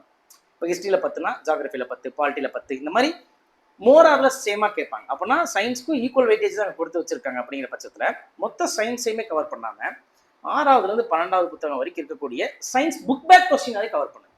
அட்லீஸ்ட் புக் பேக் கொஸ்டினையாவது கவர் பண்ணீங்க. அப்படிங்கிற பட்சத்தில் அதுலேருந்து வரக்கூடிய கேள்விகள் ஒரு 10 கேள்வி வருது, 7-8 கேள்வி புக் பேக்கே வந்துடும். ஓரிரு கேள்விகள் மிஸ் ஆகத்தான் செய்யும். என்னைக்குமே எந்த ஒரு எக்ஸாமுமே 100% சிலபஸை கவர் பண்ண முடியாது. 100% சிலபஸை நம்ம கவர் பண்ண வேண்டிய அவசியமும் கிடையாது. சரிங்களா? ஏன்னா எல்லா எக்ஸாமுக்குமே ஒரு கட் ஆஃப்ங்கிறது 75 to 80% தான். சரிங்களா? 100% கவர் பண்ணணுங்கிற எண்ணத்தை முதல் மாணவர்கள் விடணும். நீங்கள் 90% படித்தாலே போதும், கண்டிப்பாக கேள்விகள் வரும். அந்த 10% என்ன அப்படிங்கிற தேடல்ல நிறைய தவறுகள் இங்கே நடக்குது. அதுவே நம்ம தோல்விக்கு ஒரு காரணமாகவும் அமையலாம். சார் இப்போ பார்த்தீங்கன்னா இப்போ 10th முடிச்சுட்டு டேரெக்டாக 12th எழுதிக்கிறேன் சார். 12th டைரக்ட் ப்ரைவேட்டாக எழுதிக்கிறேன் சார். இப்போ இந்த டைரக்ட் ப்ரைவேட்டாக எழுதும்போது வந்து பிஎஸ்டிஎம் கேட்குது சார். பிஎஸ்டிஎம் வந்து பார்த்தீங்கன்னா ரோல் நம்பரும் எக்ஸாம் சென்டரும் கேட்குது சார். இப்போ இந்த வந்து ஸ்கூலு எந்த ஸ்கூலுங்க சார் கொடுக்குறது? இப்போ ஃபார் எக்ஸாம்பிள் இப்போ நீங்கள் வந்து 10th வந்து என்னன்னா நீங்கள் எழுதி முடிச்சிருக்கீங்க, 10th வரைக்கும் ஒரு பள்ளியில் படிச்சிருக்கீங்க. அப்படிங்கிறப்போ அந்த பள்ளியிலேயே போய் நீங்கள் பிஎஸ்டிஎம் சர்டிஃபிகேட் வாங்கிக்கலாம். இப்போ 1வதுலேருந்து 5வது வரைக்கும் படிச்சிருக்கீங்கன்னா அந்த ஸ்கூலில் போயிட்டு, அந்த எலிமெண்ட்ரி ஸ்கூலில் போயிட்டு பிஎஸ்டிஎம் சர்டிஃபிகேட் வாங்கணும். 10வது படித்த ஸ்கூலில் போயிட்டு 10வதுக்கான பிஎஸ்டிஎம் சர்டிஃபிகேட் வாங்கணும். இடையில நீங்கள் ஏதாவது ஸ்கூல்ஸ் மாறி இருந்தீங்கனாலும் அந்த ஸ்கூலில் போய் பிஎஸ்டிஎம் சர்டிஃபிகேட் வாங்க வேண்டியது கட்டாயம். இப்போ நான் 1வதுலேருந்து 5வது வரைக்கும் இங்கிலீஷ் மீடியத்தில் படிச்சிருக்கேன், 6வதுலேருந்து 12வது வரைக்கும் தமிழ் மீடியத்தில் படித்தேன் அப்படின்னா நீங்கள் அவைல் பண்ண முடியாது அந்த ரிசர்வேஷனை. அந்த ரிசர்வேஷனை பொறுத்த வரைக்கும் 1வதுலேருந்து 10வது வரைக்கும் கட்டாயமாக தமிழ் படித்திருக்க வேண்டும் குரூப் 4க்கு பிசி எக்ஸாமுக்கெல்லாம். இப்போ வந்து அதை தாண்டின டிகிரி அப்படின்னா 10வது வரைக்கும் நீங்கள் பிஎஸ்டிஎம் வச்சிருக்கீங்க. அப்படிங்கிற பட்சத்தில் குரூப் 4க்கு நீங்கள் எலிஜிபிள் தான். இப்போ நீங்கள் குரூப் 2 எழுதணும்னு முற்பட்டாலே ஆட்டோமேட்டிக்காக உங்கள் டிகிரியும் தமிழில் தான் இருக்கும். புரிச்சுங்களா? அப்படின்னா 12வது நீங்கள் வந்து ஒரு பயிற்சி மையத்தில் என்ரோல் ஆகிதானே, ஒரு பயிற்சி மையத்தின் மூலமாக தானே அந்த ஹால் டிக்கெட் அப்ளை பண்ண முடியும். அப்போ வந்து என்னன்னா அந்த பயிற்சி மையத்தினுடைய மேலாளரே உங்களுக்கான பிஎஸ்டிஎம்ஐ ஏற்பாடு செய்து கொடுக்கலாம். சரிங்களா? நாங்கள் வந்து இப்போ ஃபர்ஸ்ட் இயரில் என்ரோல் ஆகும்போது எங்களுக்கு எந்த ஒரு அவேர்னஸும் இல்லைங்க சார். நாங்கள் என்ரோல் ஆகிட்டு ஒரு 6 monthல எங்களுக்கு தெரியுது காலேஜ்லையும் தமிழ் மீடியம் எடுத்தால் தான் நான் கிராஜுவேஷனில் பிஎஸ்டிஎம் வாங்க முடியும் அப்படின்னு. அப்போ அந்த 6 மாதம் இப்போ 7வது மாதம் நான் போய் என்னோட டியூட்டர் கிட்டேயோ ஹெச்ஓடி கிட்டேயோ சொல்லி என்னால் தமிழ் மீடியம் மாறிக்க முடியுமா? முக்கியமாக வந்து என்னன்னா அது உங்களுடைய கல்லூரி திட்டம் மற்றும் பல்கலைக்கழக திட்டத்தை பொறுத்தது. இப்போ நீங்கள் 6 மாதம் கழிச்சு கம்ப்ளீட்டாக தமிழ் மீடியம் மாறுறீங்க அப்படின்னு பார்த்தீங்கன்னா அதே கோர்ஸ் நீங்கள் படிக்கிற கோர்ஸே உங்கள் கல்லூரியில் தமிழா இருக்கிற பட்சத்தில், இப்போ நான் வந்து பிஏ எக்கனாமிக்ஸ் படிக்கிறேன், ஆனால் தமிழ் வழியில் படிக்கணும்னு ஆசைப்பட்றேன். எனக்கு இதை பற்றின அவேர்னஸ் இல்லாமல் நான் வந்து இங்கிலீஷ் மீடியத்தில் ஜாயின் பண்ணிட்டேன், 6 month படிச்சிட்டேன். அதுக்கப்புறம் தான் எனக்கு தெரிய வருது காலேஜும் தமிழில் முடிச்சாதான் நம்ம குரூப் 2 குரூப் 1 பொறுத்தளவுக்கு பிஎஸ்டிஎம் அவைல் பண்ண முடியும், அந்த ரிசர்வேஷன் அவைல் பண்ண முடியும் அப்படிங்கிறது. இந்த சூழல்ல நீங்க என்ன கேட்குறீங்கன்னா, என்னால வந்து இங்கிலீஷ் மீடியத்துல தமிழ் மீடியத்துக்கு ஸ்விட்ச் ஆக முடியுமா அப்படின்னா, அது உங்களுடைய கல்லூரி திட்டத்தை பொறுத்தது. ஸ்விட்ச் ஆக முடியுமான்னு ஜென்ரலா கேட்டா முடியும். ஆனா தமிழ் வழியில அந்த கோர்ஸ் உங்க காலேஜ்ல இருக்கணும். இருந்தா ஸ்விட்ச் ஆக முடியும். அப்படி இல்லைன்னா நீங்க பிஏ தமிழ் தான் எடுத்து படிச்சாகணும். அல்லது தமிழ் வழியில வேற எந்த கல்லூரியில அதே பாடத்திட்டம் இருக்கோ அங்கதான் நீங்க போய் படிக்கணும். அப்படிங்கிறப்ப நீங்க ஆல்ரெடி படிச்ச 6 மந்த் வேஸ்ட். சார் இப்போ எங்களுக்கு சில பேருக்கு இந்த கொஸ்டின் ஆல்ரெடி தெரிஞ்சிருக்கலாம், இருந்தாலும் எல்லா நேயர்களையும் கவர் பண்ணணுன்றக்காக, ஆஸ்பிரண்ட்ஸை கவர் பண்ணணுன்றக்காக கேட்குறேன் சார். இப்போ நான் வந்து 1வது வந்துட்டு நான் இங்கிலீஷ் மீடியமில் படிச்சிருக்கேங்க சார். அதுக்கப்புறம் நான் காலேஜ் வரைக்குமே நான் வந்து தமிழ் மீடியம் தான் படிச்சிருக்கேங்க சார். என்னால் காலேஜ் வரைக்கும் பிஎஸ்டிஎம் வாங்க முடியுமாங்க சார்? கண்டிப்பா நீங்க பிஎஸ்டிஎம் வாங்க முடியும். ஆனால் ரிசர்வேஷனுக்குள்ள அவைல் ஆக முடியாது. ஏன்னா இங்க தெளிவாவே அரசாங்கத்தில் சொல்லிட்டாங்க, 1வது முதல் உங்களுடைய கல்லூரி படிப்பு வரை நீங்க தமிழ் வழியில படிச்சிருந்தீங்கன்னா அந்த இடஒதுக்கீடான 20% இடஒதுக்கீடுக்கு நீங்க எலிஜிபிள். இப்போ நீங்க பிசியா இருக்கட்டும், எந்த கேட்டகரியை சார்ந்தவங்களா இருக்கட்டும், அந்த கேட்டகரியில 20%. இப்போ 10 பிசி மாணவர்கள் வராங்க அப்படின்னா அந்த 2 பேர் கண்டிப்பா பிஎஸ்டிஎம் தான். புரிச்சுங்களா? அப்படின்னா ஒவ்வொரு கேட்டகரியில இந்த மாதிரி எத்தனை மாணவர்கள் வருகிறார்களோ அதுல 20% வந்து பிஎஸ்டிஎம் தமிழ் வழியில் கல்வி கற்றவங்களுக்கு தான் ரிசர்வேஷன் கொடுக்குறாங்க. அதை தெளிவா மென்ஷன் பண்ணிட்டாங்க. 1வதுல இருந்து அந்த தேர்வுக்கு தேவையான தகுதி படிப்பு வரை தமிழில் படித்திருக்க வேண்டும். அப்படின்னா குரூப் 2 குரூப் 1 பொறுத்தவரைக்கும் டிகிரி முடிச்சிருக்கணும். அப்படின்னா டிகிரி வரைக்குமே தமிழ்ல முடிச்சிருக்கணும். அப்படின்னா நீங்க ஃபர்ஸ்ட் இங்கிலீஷ் மீடியம் படிச்சிருக்கீங்க, அதுக்கப்புறம் தமிழ் மீடியம் ஸ்விட்ச் பண்ணிருக்கீங்க அப்படின்னு நீங்க அவைல் பண்ண முடியாது. முடியாது சார். இப்போ எளிமையா சொல்லணும்னா இப்போ ரிசர்வேஷனுக்கும் பிஎஸ்டிஎம்க்கு என்னன்னு சார் மேஜர் டிஃபரன்ஸ் ஆகுது? எடுத்துக்காட்டாக இப்போ தமிழக அரசு வந்து பார்த்தீங்கன்னா 2021ஆம் ஆண்டுல இருந்தே சரிங்களா, தமிழ் வழியில கல்வி கற்றவர்களுக்கு ஒரு சிறப்பு ஏற்படுத்தணும் அப்படிங்கிறதுக்காக இந்த தமிழ் தேர்வை எல்லா தேர்வுகளையும் கட்டாயமாக்கியிருக்காங்க. அதாவது தமிழ்நாட்டில் நடக்கக்கூடிய ஒரு தேர்வு, தமிழ்நாட்டு மூலமா அரசு மூலமா கொடுக்கக்கூடிய ஒரு வேலை வாய்ப்பு முக்கியமாக தமிழ் வழியில் கல்வி கற்ற மாணவர்களுக்கு சென்றடைய வேண்டும் என்னும் நோக்கத்திற்காக தமிழ்நாட்டுக்குள்ள என்ன தேர்வு நடத்தினாலும் சரி அதுல தமிழ் மொழி தேர்வு அப்படிங்கிறத கட்டாயமாக்கியிருக்காங்க. சரிங்களா? ஆனா இந்த பிஎஸ்டிஎம் ரிசர்வேஷன் அப்படிங்கிறது என்னன்னா தமிழ் வழி கல்வி கற்றவர்களுக்கு கொடுக்கக்கூடிய சிறப்பான ரிசர்வேஷன். இப்போ நான் முன்னாடி சொன்ன மாதிரி தான், நீங்க எந்த கேட்டகரியா வேணா இருக்கலாம், அந்த கேட்டகரியில மொத்தம் எத்தனை போஸ்ட் ஒதுக்கப்படுதோ அதுல 20%. இப்போ 100 போஸ்ட் எங்க கேட்டகரிக்கு ஒதுக்கி இருக்காங்க அப்படின்னா 20 போஸ்ட் கட்டாயமா தமிழ் வழியில் கல்வி கற்றவர்களுக்கு தான். ஸோ இப்போ ஒரு விஷயம் இருக்கு இல்லைங்களா, இங்கிலீஷ் மீடியத்துல படிச்சவங்க ரொம்ப நாலேஜ். இப்போ ஃபார் எக்ஸாம்பிள் இப்போ நீங்களே உங்க பிள்ளைங்களை வருங்காலத்தில் படிக்க வைக்க போனா இங்கிலீஷ் மீடியத்துல தான் அப்படின்ட்டு, அப்படின்னா தமிழ் மீடியம் என்ன ஆகும்? இல்லாம போயிடும் இல்லைங்களா? அப்படின்னா தமிழ் மீடியத்துல படிச்சுக்கிட்டு இருக்கிற மாணவர்களை ஊக்குவிக்கணும், ஆல்ரெடி படிச்சு வெளிவந்த மாணவர்களை ஊக்குவிக்கணும். அப்பதான் புதிதாக தமிழ் மீடியத்தில் சேர முற்படுவார்கள், நம் தமிழ் வளரும் அப்படிங்கிற ஒரு நோக்கத்திற்காகவும் இந்த தமிழ் மொழி இடஒதுக்கீடு என்பது வழங்கப்படுகிறது. இல்லாட்டி கவர்மெண்ட் ஸ்கூல்ஸ் இல்லாம போயிடும். சார் இப்போ பார்த்தீங்கன்னா அதர் ஸ்டேட்லேருந்து சிபிஎஸ்சி படிச்சவங்க இருப்பாங்க சார். அதர் ஸ்டேட்லேருந்து சிபிஎஸ்சி படிச்சவங்க வந்து இப்போ தமிழ்நாட்டில் வந்து தமிழே தெரியாமல் இருப்பாங்க சார். அப்போ வந்து டிஎன்பிசி எழுத முடியுமா சார்? கட்டாயமாக. இப்ப என்ன கேட்குறீங்கன்னா, மற்ற மாநிலத்தை சார்ந்தவர்கள் அல்லது நமது மாநிலத்திலேயே சிபிஎஸ்இ வழி கல்வி கற்றவர்கள் அவர்கள் தமிழ் மொழியை அடிப்படையாக எடுத்து படிக்கவில்லை, ஆனா வந்து டிஎன்பிஎஸ்சி தேர்வு எழுத முடியுமா அப்படின்னா கட்டாயமாக எழுத முடியும். ஆனால் அவர்கள் தமிழ் மொழி தேர்வை கட்டாயமாக எழுதி பாஸ் பண்ண வேண்டியது இருக்கும். அதுக்கப்புறம் வந்து பார்த்தீங்கன்னா ஈவன் ஒன்ஸ் குரூப் 1 எழுதி உள்ள என்டர் ஆயிட்டீங்கன்னா லாங்குவேஜ் ப்ரொஃபிஷியன்சி டெஸ்ட்னு ஒரு டெஸ்ட் இருக்கு. அதாவது தமிழில் நல்ல படிக்க தெரியுமா, எழுத தெரியுமா, பேச தெரியுமா அப்படிங்கிறத டெஸ்ட் பண்றதுக்காக ஒரு எக்ஸாம் வைப்பாங்க. அந்த எக்ஸாம்ல கட்டாயமா ஃபாலோ பண்ணா மட்டும்தான், அந்த எக்ஸாம்ல பாஸ் பண்ணா மட்டும்தான் நீங்க உங்க ஜாபை கண்டினியூ பண்ண முடியும். ஸோ இப்ப தமிழ்நாட்டில் இருக்கக்கூடிய ஒரு மாணவரும் எந்த ஒரு மாநிலத்தினுடைய பப்ளிக் சர்வீஸ் கமிஷன்லையும் அப்பியர் ஆக முடியும் குரூப் 1ல ஸ்பெசிஃபிக்கா. இப்ப நான் கேரளா பப்ளிக் சர்வீஸ் கமிஷன் எழுதணும்னு ஆசைப்பட்டா கண்டிப்பா எழுத முடியும். ஆனா எனக்கு ஒரு கட்டாயம் இருக்கு, எனக்கு மலையாளம் தெரியாது. அவங்களுடைய அந்த ரீஜனல் லாங்குவேஜ் வந்துட்டு நான் 1 இயர்க்குள்ள கிளியர். கண்டிப்பா. இப்போ நீங்க தமிழ்லையும் நல்லா படிக்கிறீங்க, அதே சமயத்துல ஹிந்தியும் கத்துக்கிறீங்க அப்படின்னா ஹிந்தியை திணிக்க வேண்டாம், ஆனா கத்துக்கிட்டீங்க அப்படிங்கிற பட்சத்துல ஹிந்தி ஆட்சி மொழியை வச்சிருக்க மாநிலங்கள் நடக்கக்கூடிய தேர்வுகள்லையும் உங்களால அப்பியர் ஆக முடியும். சார் இப்போ ரிசர்வேஷனை பத்தி பேசும்போது நிறைய பெண்கள் ட்ரை பண்றாங்க சார் டிஎன்பிஎஸ்சிக்குள்ள. Before marriage after marriage try பண்றாங்க. எந்த அளவுக்கு கேட்ஸ் இங்க ஓப்பனா இருக்குங்க சார்? அதாவது உமனுக்கு பர்டிகுலரா அவங்களுக்குன்னு எத்தனை கேட்ஸ் இங்க ஓப்பனா இருக்கு? ஏதாவது ஸ்பெஷல் போஸ்ட் வெறும் உமனுக்கு மட்டும் தான் இங்க ரிசர்வ் பண்ணிருக்காங்க? கண்டிப்பா சில போஸ்ட் வந்து பார்த்தீங்கன்னா கண்டிப்பா பெண்களுக்கு மட்டுமே அப்படின்னு இருக்கு, அதுல ஆண்கள் வந்து எலிஜிபிள் கிடையாது. இப்போ woman and children welfare officer அப்படின்ற ஒரு போஸ்ட் இருக்கு. அந்த போஸ்ட்கெல்லாம் வந்து உமன் ஆஃபீஸர்ஸ் மட்டும்தான். சரிங்களா? அதுவே வந்து என்ன கேட்குறீங்கன்னா பெண்களுக்கு எந்த அளவுக்கு வந்து இங்கே கேட்ஸ் ஓப்பனாக இருக்கு அப்படின்னு பார்த்தீங்கன்னா இப்போ 30% இடஒதுக்கீடு அப்படின்னா அரசாங்கத்துல 100 வேலை வாய்ப்பு கொடுக்கப்படுது, வேகன்சி கொடுக்குறாங்கன்னா அதுல கட்டாயமா 30 வேகன்சி பெண்களுக்கு மட்டுமே கொடுக்கணும்னு இருக்கு. இந்த பெண்களுக்காக ஒதுக்கப்பட்ட வேகன்சில ஆண்கள் போட்டி போட முடியாது. ஜென்ரலா 30-17 ரேஷியோ சொல்லுவாங்க. அதாவது 70 போஸ்ட் ஆண்களுக்கும் 30 போஸ்ட் பெண்களுக்கும் அப்படின்னு சொல்லுவாங்க. சரிங்களா? 30% அந்த பெண்களுக்கு ஒதுக்கப்பட்ட போஸ்ட்ல ஒரு ஆண் ஆபீசரை அப்பாயிண்ட் பண்ணவே முடியாது. அதுதான் விஷயம். நெக்ஸ்ட் இப்போ வந்து ரேங்க் லிஸ்ட் கொடுக்குறாங்க குரூப் 1ல மொத்தமாகவே ஒரு 50 வேகன்சிக்கு எக்ஸாம் நடந்திருக்காங்க. ஆசான டாப்ல வந்து 50 பேருமே பெண்கள்னா 100% பெண்களுக்கு போக வாய்ப்பு இருக்கு. ஆனா இப்ப ஃபர்ஸ்ட் 50 ரேங்க்ல இருக்கிறதுமே ஆண்கள் அப்படிங்கிற பட்சத்துல 50 பேருமே ஆன் ஆபீசரா வர வாய்ப்பே கிடையாது.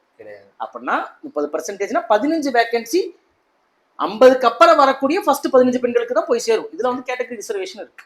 அப்பனா முழுவதும் ஆண்கள் வர வாய்ப்பு இருக்கான்னு கேட்டா இல்ல. ஆனா முழுவதும் பெண்கள் வர வாய்ப்பு இருக்கான்னு கேட்டா இருக்கு. அப்பனா பெண்களுக்கான கேட்ஸ் ஓப்பனா தான் இருக்கு. இதை கண்டிப்பா வரவேற்கிறோம். டிரான்ஸ்ஜெண்டர் மென்னா சார், டிரான்ஸ்ஜெண்டர் பண்ணலாம் சார், அது ரிசர்வேஷன் அப்படின்னு சார். எக்ஸாக்ட்லி. இப்போ டிரான்ஸ்ஜெண்டர் அப்படிங்கிற கேள்வி உண்மையாலுமே வந்து நிறைய பேருக்கு இருக்கக்கூடிய ஒரு கேள்வி. இப்போ டிரான்ஸ்ஜெண்டருக்கு ஏதோ ஸ்பெசிபிக் ரிசர்வேஷன் தமிழ்நாடு அரசு வேலையில கொடுக்குறாங்களா அப்படின்னு கேட்டா இல்ல. ஆனா ரிசர்வேஷன் இருக்கான்னு கேட்டா ஆமா இருக்கு. சார் இது என்ன சார் இல்லைன்ற மாதிரி சொல்றீங்க, ஆமாங்கிற மாதிரி சொல்றீங்க, கொஞ்சம் கன்ஃபியூஷனா இருக்கு, தெளிவா சொல்லுங்க அப்படின்னா, இப்ப டிரான்ஸ்ஜெண்டர்னா ஜென்ரலா யார் அப்படின்னு பாத்தீங்கன்னா பிறப்பின் அடிப்படையில் ஒரு ஆணாக இருப்பாங்க. ஆனா வந்து பாத்தீங்கன்னா தன்னை சமுதாயத்தில் பெண்ணாக அடையாளம் காட்டவே விரும்புவார்கள். பிறப்பின் அடிப்படையில் ஆணாக இருக்கிறதுனால அவங்க சமுதாயத்துல பெண் அடையாளம் காட்ட விரும்புறாங்க இல்லைங்களா? அப்படிங்கிற பட்சத்துல அவங்க என்னன்னு சொல்லுவோம்னா டிரான்ஸ்ஜெண்டர் மென். பிறப்பின் அடிப்படையில் ஆண் அப்படிங்கிறனால தன்னுடைய பாலினத்தை மாற்ற விரும்புறாங்க. அதே மாதிரி பிறப்பின் அடிப்படையில் பெண் தன்னை ஆணாக அடையாளம் காட்ட விரும்புவாங்க. அவங்கள நம்ம என்ன சொல்றோம் அப்படின்னு பார்த்தீங்கன்னா டிரான்ஸ்ஜெண்டர் உமன் அப்படின்னு நம்ம சொல்றோம். இப்போ டிரான்ஸ்ஜெண்டர் உமன்னா உமன் ரிசர்வேஷன் கீழே வந்துருவாங்க. டிரான்ஸ்ஜெண்டர் மென்னுனா மென் ரிசர்வேஷன் கீழே வருவாங்க. ஜென்ரலாக தமிழ்நாட்டில் டிரான்ஸ்ஜெண்டரோட எக்கனாமிக்கல் ஸ்டேட்டஸ் படி அவங்க என்ன கேட்டகரி கீழே வைக்கிறோம்னா எம்பிசி கேட்டகரி கீழே வைக்கிறோம். ஆனால் அவங்கள்ட்ட ஜாதி சான்று இருக்கும் பட்சத்தில், இப்போ எஸ்சியாவோ எஸ்டியாவோ இந்த மாதிரி ஜாதி சான்று இருக்கும் பட்சத்தில் அந்த கேட்டகரி ரிசர்வேஷனையும் அவங்க அவைல் பண்ணலாம். ஆனா வந்து இது வந்து ஃபிக்ஸ் பண்றது பிறப்பின் அடிப்படை பொறுத்து தான். பிறப்பின் அடிப்படையை பொறுத்து தான். அதாவது பயாலஜிக்கலா தான் அவங்க ஃபிக்ஸ் பண்ணவே தவிர அவங்க தான் என்ன உணரப்பட்டாங்களோ அந்த மாதிரி அதை வந்து ஃபிக்ஸ் பண்ண முடியாது. இப்போ ஃபார் எக்ஸாம்பிள் பெண்ணா பிறந்தப்போ வந்து ஒரு டாக்டர் வந்து பார்த்தீங்கன்னா இப்போ அதான் செக்ஸ் அப்படின்ற ஒரு வார்த்தை இருக்கு, ஜெண்டர் அப்படிங்கிற ஒரு வார்த்தை இருக்கு. செக்ஸ் அப்படிங்கிற வார்த்தை என்னன்னா ஒரு மெடிக்கல் டேர்ம். அதாவது பிறக்கிறப்போ ஒரு குழந்தை வந்து அவங்களுடைய உடல் உறுப்புகளை வச்சு இது ஆணா பெண்ணா நிர்ணயிக்கிறது டாக்டருடைய பொறுப்பு. அதுதான் செக்ஸ். ஜெண்டர்னா என்னன்னா தன்னை சமுதாயத்தின் முன் எவ்வாறு அடையாளம் காட்டிக்கொள்ள விரும்புகிறார் அப்படிங்கிறது தான். ஜெண்டர் மாற்றக்கூடியது தான், ஆனா செக்ஸ் மாற்றக்கூடியது கிடையாது. பிறப்பின் அடிப்படையில் உங்களுக்கு நிர்ணயிக்கப்பட்டது என்னவோ ஆணாக இருந்தால் ஆண், பெண்ணாக இருந்தால் பெண். அப்படின்னா ஆணாக இருக்கும் பட்சத்தில் ஆணோட ரிசர்வேஷன் கீழே வருவீங்க, பெண்ணாக இருக்கும் பட்சத்தில் பெண்ணோட ரிசர்வேஷன் கீழே வருவீங்க. சார் இப்போ சமூகத்துல வந்து எல்லா பிரிவினருக்குமே ஒரு இடஒதுக்கீடு இருக்கும் சார். இப்போ வந்து ஜென்ரல் கேட்டகரிஸ்ல விழுகிறவங்களுக்கு ஏதாவது ஸ்பெஷல் ரிசர்வேஷன் ஏதாவது இருக்காங்க சார்? கண்டிப்பா. ஃபர்ஸ்ட் திங் வந்து ஜென்ரல் கேட்டகரி ரிசர்வேஷனை பொறுத்தளவுக்கு புரிஞ்சுக்கணும். ஜென்ரல் ரிசர்வேஷன் அப்படிங்கிறது ஃபார்வர்ட் காஸ்டுக்கான ரிசர்வேஷன் அப்படி நிறைய பேர் புரிஞ்சுட்டு இருக்காங்க. அப்படியெல்லாம் கிடையாது. சரிங்களா? இதை நான் சொல்லலை, சுப்ரீம் கோர்ட் இதை விரிவுபடுத்திருக்கிறது. புரிச்சுங்களா? ஸோ ஜென்ரல் ரிசர்வேஷன் எல்லாம் ஃபார்வர்டு காஸ்டுக்கான ரிசர்வேஷன் 31% சொல்றாங்க. அப்படி கிடையாது. ஜென்ரலுக்குள்ள யார் வேணாலும் வர முடியும். ஃபார் எக்ஸாம்பிள் நான் வந்து ஒரு பிசி கேட்டகரியோ எம்பிசி கேட்டகரியோ எஸ்சி கேட்டகரியோ இருக்கேன்னு வச்சுக்கோங்க. இப்போ நான் தான் தமிழ்நாட்டிலே ரேங்க் 1 எடுக்கிறேன்னு வச்சுக்கோங்க. என்னோட போஸ்டிங் ஜென்ரல் கீழே போயிடும், ரிசர்வேஷன் கீழே வராது. புரிச்சுங்களா? அப்படிங்கிறப்போ எந்த பிரிவை சார்ந்தவரும் ஜென்ரல் கீழே அவைல் பண்ண முடியும். ஆனா உங்க பிரிவுக்குன்னு கொடுக்கப்பட்டிருக்க ரிசர்வேஷன் உங்களால மட்டும் தான் அவைல் பண்ண முடியும். புரிச்சுங்களா? ஸோ இப்போ நான் ஒரு எஸ்டி கேண்டிடேட்டா இருக்கும் பட்சத்தில் நான் எஸ்டிக்கு கொடுத்துருக்க ரிசர்வேஷன் மட்டும் தான் அவைல் பண்ண முடியும். ஆனால் டாப் மார்க்கெட்டை வந்து ஜென்ரலே அவைல் பண்ணலாம். சரிங்களா? அப்படிங்கிறப்போ ஃபார்வர்ட் காஸ்ட் பீப்புளுக்குன்ட்டு ஜென்ரலாக வந்து ஏதாவது ரிசர்வேஷன் இருக்கா அப்படிங்கிற கேள்வி சரியானது. எக்கனாமிக்கலி வீக்கர் செக்ஷன் ரிசர்வேஷன் அப்படின்னு சொல்லிட்டு 2019ஆம் ஆண்டு 103வது சட்டத்திட்டத்தில் மத்திய அரசு சேர்த்திருக்காங்க பாராளுமன்றத்தில். அதன்படி 10%, அதாவது ஜென்ரல் ரிசர்வேஷன் 31%, அதில் 10% எடுத்துக்கிடலாம். ஆனால் இது ஸ்டேட் கவர்மெண்ட் ஜாப்ஸ் இது வரைக்கும் அமல்படுத்தலை. சென்ட்ரல் கவர்மெண்ட் ஜாப்ஸ்ல மட்டும் தான் அவைல் பண்ண முடியும். அப்படின்னா யூபிஎஸ்சியில் 10% ரிசர்வேஷன் இருக்கு. மத்திய அரசு வைக்கக்கூடிய எந்த ஒரு தேர்விலும் இந்த ரிசர்வேஷன் இருக்கிறது. இதை அவைல் பண்ணிக்கலாம் மாணவர்கள். சார் இப்போ ரிசர்வேஷன் பத்தி சரிங்க சார். அப்போ வந்து நம்ம இனிஷியலி நம்ம கேட்ட கொஸ்டின் என்னன்னா செல்ஃப் ப்ரிப்பரேஷன் பெட்டரா அகாடமிக்கல் ப்ரிப்பரேஷன் பெட்டரான்னு சொல்லும்போது கமிட்மெண்ட் இருக்குது அப்படின்னும் போது செல்ஃப் ப்ரிப்பரேஷன் ஒரு இடத்துல நமக்கு கை கொடுக்கும். இல்லைன்னா கண்டிப்பா அகாடமி தேடி தான் சார் வர்றாங்க. அப்படி அகாடமி தேடி போகும்போது இப்போ மெயினான சிட்டிஸ்ல தான் இன்னைக்கு நிறைய அகாடமிஸ் இருக்குங்க சார். சில ஏரியாஸ்ல மட்டும்தான் அங்கேயும் அகாடமிஸ் இன்னைக்கு வந்துகிட்டு இருக்குங்க sir. How to choose the academy sir and what criteria? First thing இது ஒரு உண்மையாலுமே ஒரு நல்ல கேள்வி. ஆனா இந்த இடத்துல இருந்து இந்த கேள்விக்கு பதில் சொல்றதுங்கிறது ரொம்ப கஷ்டம். ரைட், ஓகே, இருந்தாலும் நம்ம முயற்சி பண்ணுவோம். என்னுடைய மனதில் நான் ஒரு ஆஸ்பிரண்டா இருக்கிறப்போ, நான் ஒரு கோச்சிங் சென்டரை தேடுறப்போ என்னென்ன பாயிண்ட்ஸ் நான் ரெஃபர் பண்ணேன் அப்படிங்கிறத என்னால் சொல்ல முடியும். சரிங்களா? ஸோ அப்படின்னா நீங்கள் ஒரு அகாடமியை சர்ச் பண்ணுறீங்க அப்படிங்கிற பட்சத்தில் ஃபஸ்ட்டு நம்ம வந்து எல்லாருமே பார்க்குறதுன்னா எத்தனை பேர் அச்சீவ் ஆனாங்க அப்படின்ட்டு அந்த இடத்துலயே தெளிவாக ஒன்று புரிஞ்சுக்கணும். சரிங்களா? ஒரு அகாடமின்றது வழிகாட்டுதல் தான். நீங்கள் இப்படி செயல்படணும், இது செய்யணும், இது செய்யக்கூடாது. ஒரு விஷயத்த படிக்கிறதுக்கு எனக்கு கஷ்டமா இருக்கு அப்படிங்கிறனால என்னன்னா இது ஆல்ரெடி படிச்சவங்க உங்களுக்கு எளிமையா சொல்லி புரிய வைக்கிறாங்க. சரிங்களா? அப்படின்னா அந்த வழிகாட்டுதல் சரியா இருக்கா, வழிகாட்டுறவங்களுக்கான தகுதிகள் இருக்கிறதா அப்படிங்கிறத செக் பண்ணமே தவிர எத்தனை பேர் அந்த அகாடமியில சாதிச்சிருக்காங்கன்னு பார்க்க வேண்டிய அவசியம் இல்லை. ஆனா சாதனையாளர்களை பார்க்காம போய் சேரணும்னு நான் சொல்லவே வரல. ஏன்னா அவங்க சரியான வழிகாட்டுதல் இருக்கும் பட்சத்துல கண்டிப்பாக இப்போ ஒரு பேட்ச்ல ஒரு 30 பேர் இருக்காங்க அப்படின்னா ஒரு 4-5 பேராவது கண்டிப்பா கவர்மெண்ட் எக்ஸாம்ஸ்ல கிளியர் ஆகி வருவாங்க. அப்படிங்கிறப்போ அந்த அகாடமியினுடைய பாஸ்ட் ரிசல்ட்டை பார்க்கணுங்கிறது அவசியம் தான். ஆனா பாஸ்ட் ரிசல்ட்டை முழுக்க நம்பக்கூடாது அப்படிங்கிறது என்னுடைய கருத்து. சரிங்களா? செகண்ட் திங் வந்து என்னன்னா ஒரு அகாடமி சேர்றப்போ வந்து என்னன்னா ஃபீஸ் நம்ம பார்க்க வேண்டிய ஒரு கிரைட்டீரியா. புரிச்சுங்களா? இன்னைக்கு நிறைய அகாடமிஸ் இருக்கு. சிலர் ₹1,00,000 ஃபீஸ் சொல்லுவாங்க, சிலர் ₹50,000 ஃபீஸ் சொல்லுவாங்க. ஆனா என்கிட்ட இருக்கிற நிதி நிலைமைக்கு யார் சூட் ஆவாங்களோ அவங்கள நான் சூஸ் பண்ணுவேன். நம்பர் 1. நம்பர் 3 வந்து என்னன்னா அவங்க டெஸ்ட் சரிவர தேர்வுகள் நடத்தப்படுகிறதா, வாரம் மாதாந்திரம் அப்படின்னு தேர்வு நடத்துறாங்க. ஏன்னா நம்ம எவ்வளவு படிச்சிருந்தாலும் நம்ம படிச்சிருக்கோன்ற நம்பிக்கை நம்மளுக்கு ஏற்படுத்துற ஒரு திட்டம் தான் டெஸ்ட். அப்படின்னா test is to test our self. ஒரு ஆஸ்பிரண்டே டெஸ்ட் பண்ணிக்கிறது தான் டெஸ்ட். அப்படின்னா அங்க வந்து தேர்வு திட்டம் எவ்வாறு இருக்கிறது என்பதை கண்டிப்பாக நான் பார்ப்பேன்.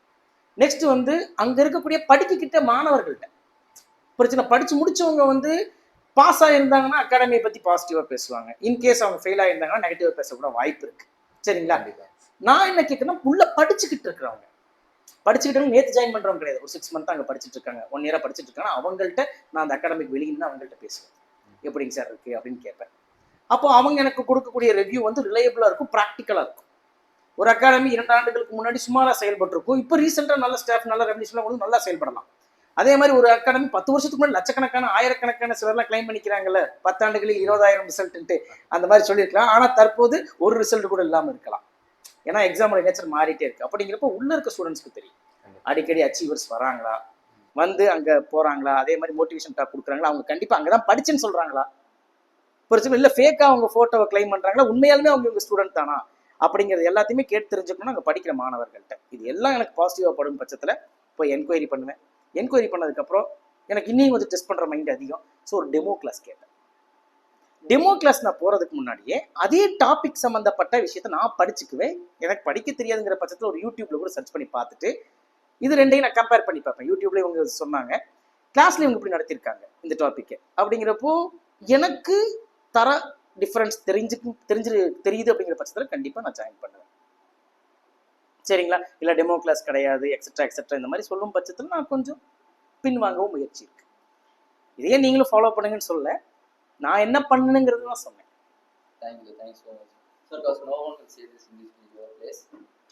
இல்லை சொல்லக்கூடாதுங்கிறது தான், பட் ஆனால் தவறு கிடையாது. நான் இப்பயும் நான் சொல்றேன், நான் என்ன பண்ணேன், நான் ஒரு ஆஸ்பிரண்டா இப்போ எல்லாருமே இங்கே யார் கோச்சிங் கொடுக்குறாங்கன்னா இப்போ கவர்மெண்ட் ஆஃபீஸர் ஆகிட்டாங்க அப்படின்னா அவங்க வந்து அட்வைஸ் தான் கொடுக்க முடியுமே தவிர வந்து உங்களுக்கு பாடமெல்லாம் எடுக்க முடியாது. ஆஃபீஸர் ஆனதுக்கப்புறம் வந்து ஏன் பாடம் எடுக்க போறாங்க, அவங்க ஆஃபீஸரா இருக்காங்க இல்லையா? அப்படின்னா ஒன்று ரிட்டையர்ட் ஆகி வந்தவங்க அல்லது வேலை வேண்டான்னு வந்தவங்க. அப்படி இல்லையா உங்களுக்கு கிட்ட சொல்லி கொடுக்குறவங்க இப்பயும் தேர்வுகள் எழுதிட்டு தான் இருப்பாங்க. இப்போ குரூப் 2 படிக்கிறதுக்கு வந்து ஏஜ் லிமிட்டே கிடையாது. அப்படிங்கிறப்போ ஒரு 2 அட்டெம்ப்ட் மெயின்ஸ் எழுதினவங்க இதை சொல்லிக் கொடுக்க முடியுமானா தெளிவாக சொல்லிக் கொடுக்க முடியும். புரிச்சுங்களா? அப்படின்னா இப்பயும் நான் ஒரு ஆஸ்பிரண்ட் தான். புரிச்சுங்களா? 10 ஆண்டுகளுக்கு முன்னாடி நான் ஒரு ஆஸ்பிரண்ட் தான். ஏன் சார் 10 வருஷமா நீங்க கிளியர் பண்ணலைன்னா பல தேர்வுகள் நான் கிளியர் பண்ணியிருக்கேன். எனக்கு சொல்லிக் கொடுக்கறது பிடிச்சிருக்கு. இப்போ புதுசாக அகாடமி ஜாயின் பண்ணீங்கன்னா வந்து கேலண்டர்ல சிலபஸ் போட்டுருவாங்க சார். அது ஸ்டார்டிங் வைஸாக அதில் ப்ரிப்பேர் பண்ணணும்னா வீக்லி டெஸ்ட் பேட்ச் போட்டுருவாங்க. அது வைஸாக ப்ரிப்பேர் ஸ்டார்ட் பண்ணுறது. இப்போ வந்து என்னன்னா இப்போ ஒவ்வொரு தேர்வு மையமும் சரி, ஒவ்வொரு தேர்வு ஆணையமும் சரி ஆனுவல் கேலண்டர்ன்றதை வெளிவிட்டுறாங்க. அதாவது இந்த ஆண்டுகளில் என்னென்ன தேர்வுகள் நடக்க போகிறது அப்படிங்கிறத வெளிவிட்டுறாங்க. புரிச்சுங்களா? என்னை பொறுத்தளவுக்கு நான் என்ன சஜஷன் சொல்லுவேன் அப்படின்னா, இந்த ஆனுவல் கேலண்டர்லாம் பெருசாக பார்க்காதீங்க. ஜென்ரல் அது வந்து என்னன்னா இந்த வருஷம் எக்ஸாம் நடக்க போகுது அப்படிங்கிற ஒரு மோட்டிவேஷன் எடுத்துக்கணும். எக்ஸாம் இருக்கா இல்லையான்னு தெரியாம ஓடுறதுக்கு எக்ஸாம் இருக்கு அப்படிங்கிறப்போ நம்ம ஓட்டம் வந்து கண்டினியூவா இருக்கும். ஒரு மோட்டிவேஷன் எடுத்துக்கங்க. பிரச்சனை ஃபர்ஸ்ட் வந்து என்ன அப்படின்னு பார்த்தீங்கன்னா பெரிய லெவல் ஷெட்யூல் போடுறதை விட்டுருங்க. அதுதான் நான் சொல்லுவேன். ஏன்னா இப்போ நம்ம ஒரு ஷெட்யூல் போடுவோம், 5 நாள் 10 நாள் ஃபாலோ பண்ணுவோம், 12வது நாள் ஃபாலோ பண்ண முடியாமல் போகும், ஃபெட்டப் ஆகும். ஷெட்யூலுங்கிறது என்னன்னா, இப்போ 10 நாள் நீங்கள் ஒரு விஷயத்தை செஞ்சுருக்கீங்க, அதுக்கப்புறம் 5 நாள் பிரேக் விட்டீங்கன்னா திருப்பி முதலாவது நாள்ல இருந்து ஆரம்பிக்கணும். ஆனால் நம்ம என்ன பண்ணுவோம், 11வது நாள்ல இருந்து ஆரம்பிப்போம். நான் 10 நாள் தொடர்ந்து செஞ்சிருப்பேன், 5 நாள் வந்து பார்த்தீங்கன்னா ஏதோ ஒரு காரணமாக கைவிட்டிருப்பேன், திருப்பி என்ன பண்ணுவோம், 11வது நாள்ல தொடங்குவேன். அப்படி தொடங்கவே கூடாது. ஷெட்யூல் திருப்பி 1வது நாள்ல இருந்து தொடங்கணும். அது நம்மளால எல்லா டைமுமே செய்ய முடியுமான்னு கேட்டால் முடியாது இல்லையா? ஸோ பெட்டர் ஷெட்யூல் போட வேண்டாம். ஷெட்யூல் போடாமல் இப்போ நீங்கள் ஒரு அகாடமியில் என்ரோல் பண்ணி படித்தா இன்னைக்கு எந்த பாடம் நடத்துனாங்களோ அந்த பாடம் புத்தகத்தில் எங்கே இருக்குது அப்படிங்கிறத தெரிஞ்சு அதை முக்கியமாக படிங்க. படித்து முடிச்சிட்டிங்களா, உங்களே நீங்கள் செல்ஃபாக டெஸ்ட் பண்ணி பார்க்குறதுக்கு நெட்டில் நிறைய கொஸ்டின்ஸ் அவைலபிளாக இருக்குது. இல்லை உங்களோட கோச்சே ஒரு கொஸ்டின்ஸை ப்ரிப்பேர் பண்ண தர சொல்லி அந்த கொஸ்டின்ஸ் எழுதி பாருங்க. அப்படிங்கிறப்போ ஒரு வரி எவ்வாறு கேள்வியாக மாறும் அப்படிங்கிற புரிதல் ஏற்படும். ஒரு நாளைக்கு தயவு செஞ்சு 100 கேள்வி படிக்கணும், 200 கேள்வி படிக்கணும், 10 லெசன் படிக்கணும்னு டார்கெட் வேண்டாம். ஒரு நாளைக்கு ஒரு கேள்வி படித்தா போதும் கட்டாயமா. சரிங்களா? அந்த ஒரு கேள்விக்கான பகுதியை தெளிவாக படிங்க, அவ்வளோதான். இது என்னோட ஐடியாலஜி தான். ஆனால் இப்போ நெட்டில் வந்து பார்த்தீங்கன்னா 100 days plan, 200 days plan, 50 days பிளான்லாம் போட்டு தான் இருக்காங்க. அது நான் தவறுன்னு சொல்ல விரும்பலை. பெருசாக ஷெட்யூல் வேண்டாங்கிறது என்னுடைய கருத்து மட்டுமே. இப்போ இந்த மாதிரி இருக்கும்போது there are situations sir. If TNPSC is a war, there are two weapons. One is motivation, another one is discipline. What you will choose sir? You can choose only one. You can choose only one. So first thing I would like to choose discipline. Okay, actually without the discipline motivation won't win. புரிச்சுங்களா? இப்போ for example இப்போ நீங்கள் வந்து டிசிப்ளினாக இல்லாமல் எவ்வளோ மோட்டிவேட்டடாக இருந்தாலும் ஜெயிக்க முடியாது. அதனால எனக்கு பிடிச்ச ஆயுதம்னா டிசிப்ளினை தான் சூஸ் பண்ணுவேன். அந்த டிசிப்ளின்ங்கிறது என்னன்னா தொடர்ந்து செய்கிறது, தொடர்ச்சியாக செய்கிறது. உங்களால் முடிகிற வரைக்கும் ஒரு விஷயத்த செய்கிறீங்க அப்படின்னா ஒன்று அதுக்கு காரணம் பயமாக இருக்கும். சரிங்களா? அதுவே நீங்கள் நினச்ச காரியம் முடிகிற வரைக்கும் செஞ்சால் தான் அது முயற்சியாக மாறும். உங்களால் முடிகிற வரைக்கும் செஞ்சால் வேலை தான், வேலை செஞ்சால் ஒரு ஊதியம் தான் கிடைக்கும், அன்னைக்கு நாளை தான் ஓட்ட முடியும். ஆனால் நீங்கள் நினச்ச காரியம் முடிகிற வரைக்கும் செஞ்சால் அது வெற்றியாக மாறும். வெற்றி பெற்றால் அனைவரும் உன்னை திரும்பி பார்ப்பார்கள், உன் வாழ்க்கையும் நிச்சயமாகும். இப்போ அதுவே நீங்க சூஸ் பண்றதுனா மோட்டிவேஷன் சூஸ் பண்ணுவீங்களா, டிசிப்ளினை சூஸ் பண்ணுவீங்களா? Sir definite discipline sir. Definitely. Discipline we can't achieve nothing. Exactly sir actually இப்போ நார்மலா ஆஸ்பிரன்ட்ஸ் வந்துட்டு ஒரு டே எப்படி ஸ்டார்ட் பண்ணுங்க சார்? பிகாஸ் மைக்ரோ மேனேஜ்மெண்ட் பண்ண முடியாது ஒவ்வொரு ஆஸ்பிரண்ட் லைஃப்லையும். கோர்ஸ் ஏன்னா அவங்க ஒவ்வொருத்தங்களுக்கும் ஒவ்வொரு ஆம்பியன்ஸ் இருக்கும், என்விரான்மெண்ட் இருக்கும். யூஸ்வலா காமனா சொல்லணும்னா ஒரு ஆஸ்பிரண்ட் வந்துட்டு எப்படி டேவை ஸ்டார்ட் பண்ணணும், எப்படி டேவை எண்ட் பண்ணணும், எவ்வளோ நேரம் படிக்கலாம்? பிகாஸ் இப்போதான் வந்து 12th ஃபெயில் மூவிலாம் நாங்கள் பார்க்கலாம். அதெல்லாம் 16 மணி நேரம் மனோஜ்குமார் சர்மா அதெல்லாம் படிக்கும்போது எங்களுக்கு பார்த்தோன்னே ஃபர்ஸ்ட் வர்றது வந்துட்டு மோட்டிவேஷன் பயம் தான் வரும். பிகாஸ் அவ்வளோ கமிட்மெண்ட்டை வந்து இன்னைக்கு ஜென்ரேஷன் நாங்கள் கொடுக்குறதில்ல. ஓப்பனாக நான் சொல்லணும்னா பிகாஸ் இன்னைக்கு எங்களுக்கு பல டைவர்ஷன்ஸ் இருக்கு. ஃபோன் நோன்றதே நாங்கள் வந்து ஒரு வேலையாக தான் வச்சிருக்கிறோம். அப்படின்னும் போது எங்களுக்கு அது 1 hour அதுக்கு நாங்கள் கொடுத்துதான் ஆகணுன்ற மாதிரி ஆயிடுச்சு. அது அடிக்ஷனோ மோட்டிவேஷனோ I don't know. But 16 hours படிக்கணுமாங்க சார்? எப்படி ஒரு டேவை ஸ்டார்ட் பண்ணணும்? Right, okay. ஆக்சுவலாக வந்து என்னன்னா ஒரு டேவை நம்ம எப்படி ஸ்டார்ட் பண்ணணும் அப்படிங்கிற கேள்விக்கு முன்னாடி 16 மணி நேரம் படிக்கணுமா அப்படிங்கிற, இப்போ நீங்கள் வந்து என்னன்னா இப்போ 12th பசங்கிற மூவியெல்லாம் பார்த்தீங்க, அந்த காலகட்டத்தை சூழ்நிலையை நீங்கள் கருத்தில் எடுத்துக்கோங்க. சார் ஒன்றும் இல்லை, நான் 2011 பண்ணல கல்லூரி படிப்பை முடிக்கிறேன்னு வச்சுக்கோங்க. அப்போ வந்து எங்கள்கிட்ட பெருசாக ஆண்ட்ராய்டு ஃபோன் கிடையாது. சார் சொல்லப்போனால் கல்லூரி படிப்பு முடிக்கிறது வரைக்குமே வந்து டிஎன்பிசி இத்தனை தேர்வுகள் இருக்குன்னு எனக்கு தெரியாது. கடைசியில் டிஎன்பிசி ட்ரைனராகவே என்ன கொண்டு வந்து நிப்பாட்டி இருக்கு. த திங் இஸ் அன்னைக்கு வந்து என்னன்னா எதுவுமே வந்து எளிமையாக வந்து சேராது. அப்படின்னா ஒன்றை தேடி கண்டுபிடிக்கிறதுக்கே நிறைய நேரம் செலவிடப்படும். புரிச்சுங்களா? அதே மாதிரி ஒரு விஷயத்தை எளிமையாக்கிறதுக்கான ஆட்கள் அப்போ குறைவு. புரிச்சுங்களா? ஸோ அந்த சூழல்ல 16 மணி நேரம் தேவைப்பட்டிருக்கா அப்படின்னா தேவைப்பட்டிருக்கலாம். அதுவும் அவருக்கு தேவைப்பட்டிருக்கலாம். இப்போ நந்தகுமார் ஐஆர்எஸ்ன்னு ஒருத்தர் இருக்காரு, எனக்கு ரொம்ப பிடிச்சவர். அவர் ஒவ்வொரு விஷயத்தையும் 10 டைம் 20 டைம் படிப்பாராமா, அப்போதான் ஞாபகம் இருக்குமாமா. அப்படின்னா அவர் 20 மணி நேரம் கூட செலவு பண்ணியிருக்கலாம். சரிங்களா? ஸோ இது கேண்டிடேட் டு கேண்டிடேட் சேஞ்ச் ஆகும். இன்னைக்கு சூழ்நிலைக்கு எடுத்துட்டீங்கன்னா இந்த 2026 பொறுத்தளவுக்கு என்ன சொல்லலாம்னா எல்லா ரிசோர்ஸஸுமே ஃப்ரெண்ட்லி அவைலபிள்.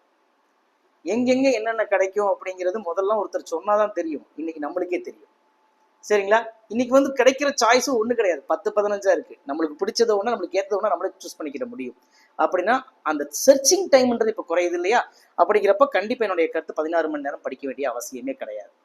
ஏன்னா நம்ம எவ்வளோ கஷ்டப்பட்டு படித்தாலும் ஒரு 1 மணி நேரமோ 1/2 மணி நேரமோ தான் நம்ம ரொம்ப கான்சன்ட்ரேட் பண்ணி படிக்க முடியும். அதுக்கப்புறம் நம்மளை ஸ்டபன் பண்ணி உட்கார வைக்கிறது அர்த்தம். ஆட்டோமேட்டிக்காக நம்மளோட எஃபிஷியன்சி குறைஞ்சிட்டே இருக்கும். ஸோ என்னை பொறுத்தளவுக்கு ஒரு நாளைக்கு 8 மணி நேரம் படித்தால் போதுமானது. அதுவும் வந்து ஒரு 3 to 4 மணி நேரம் உங்கள் கிளாஸ் போயிடும். மிச்சம் இருக்கிற 4 மணி நேரத்தை சின்ன சின்ன பிரேக் எடுத்து படிங்க.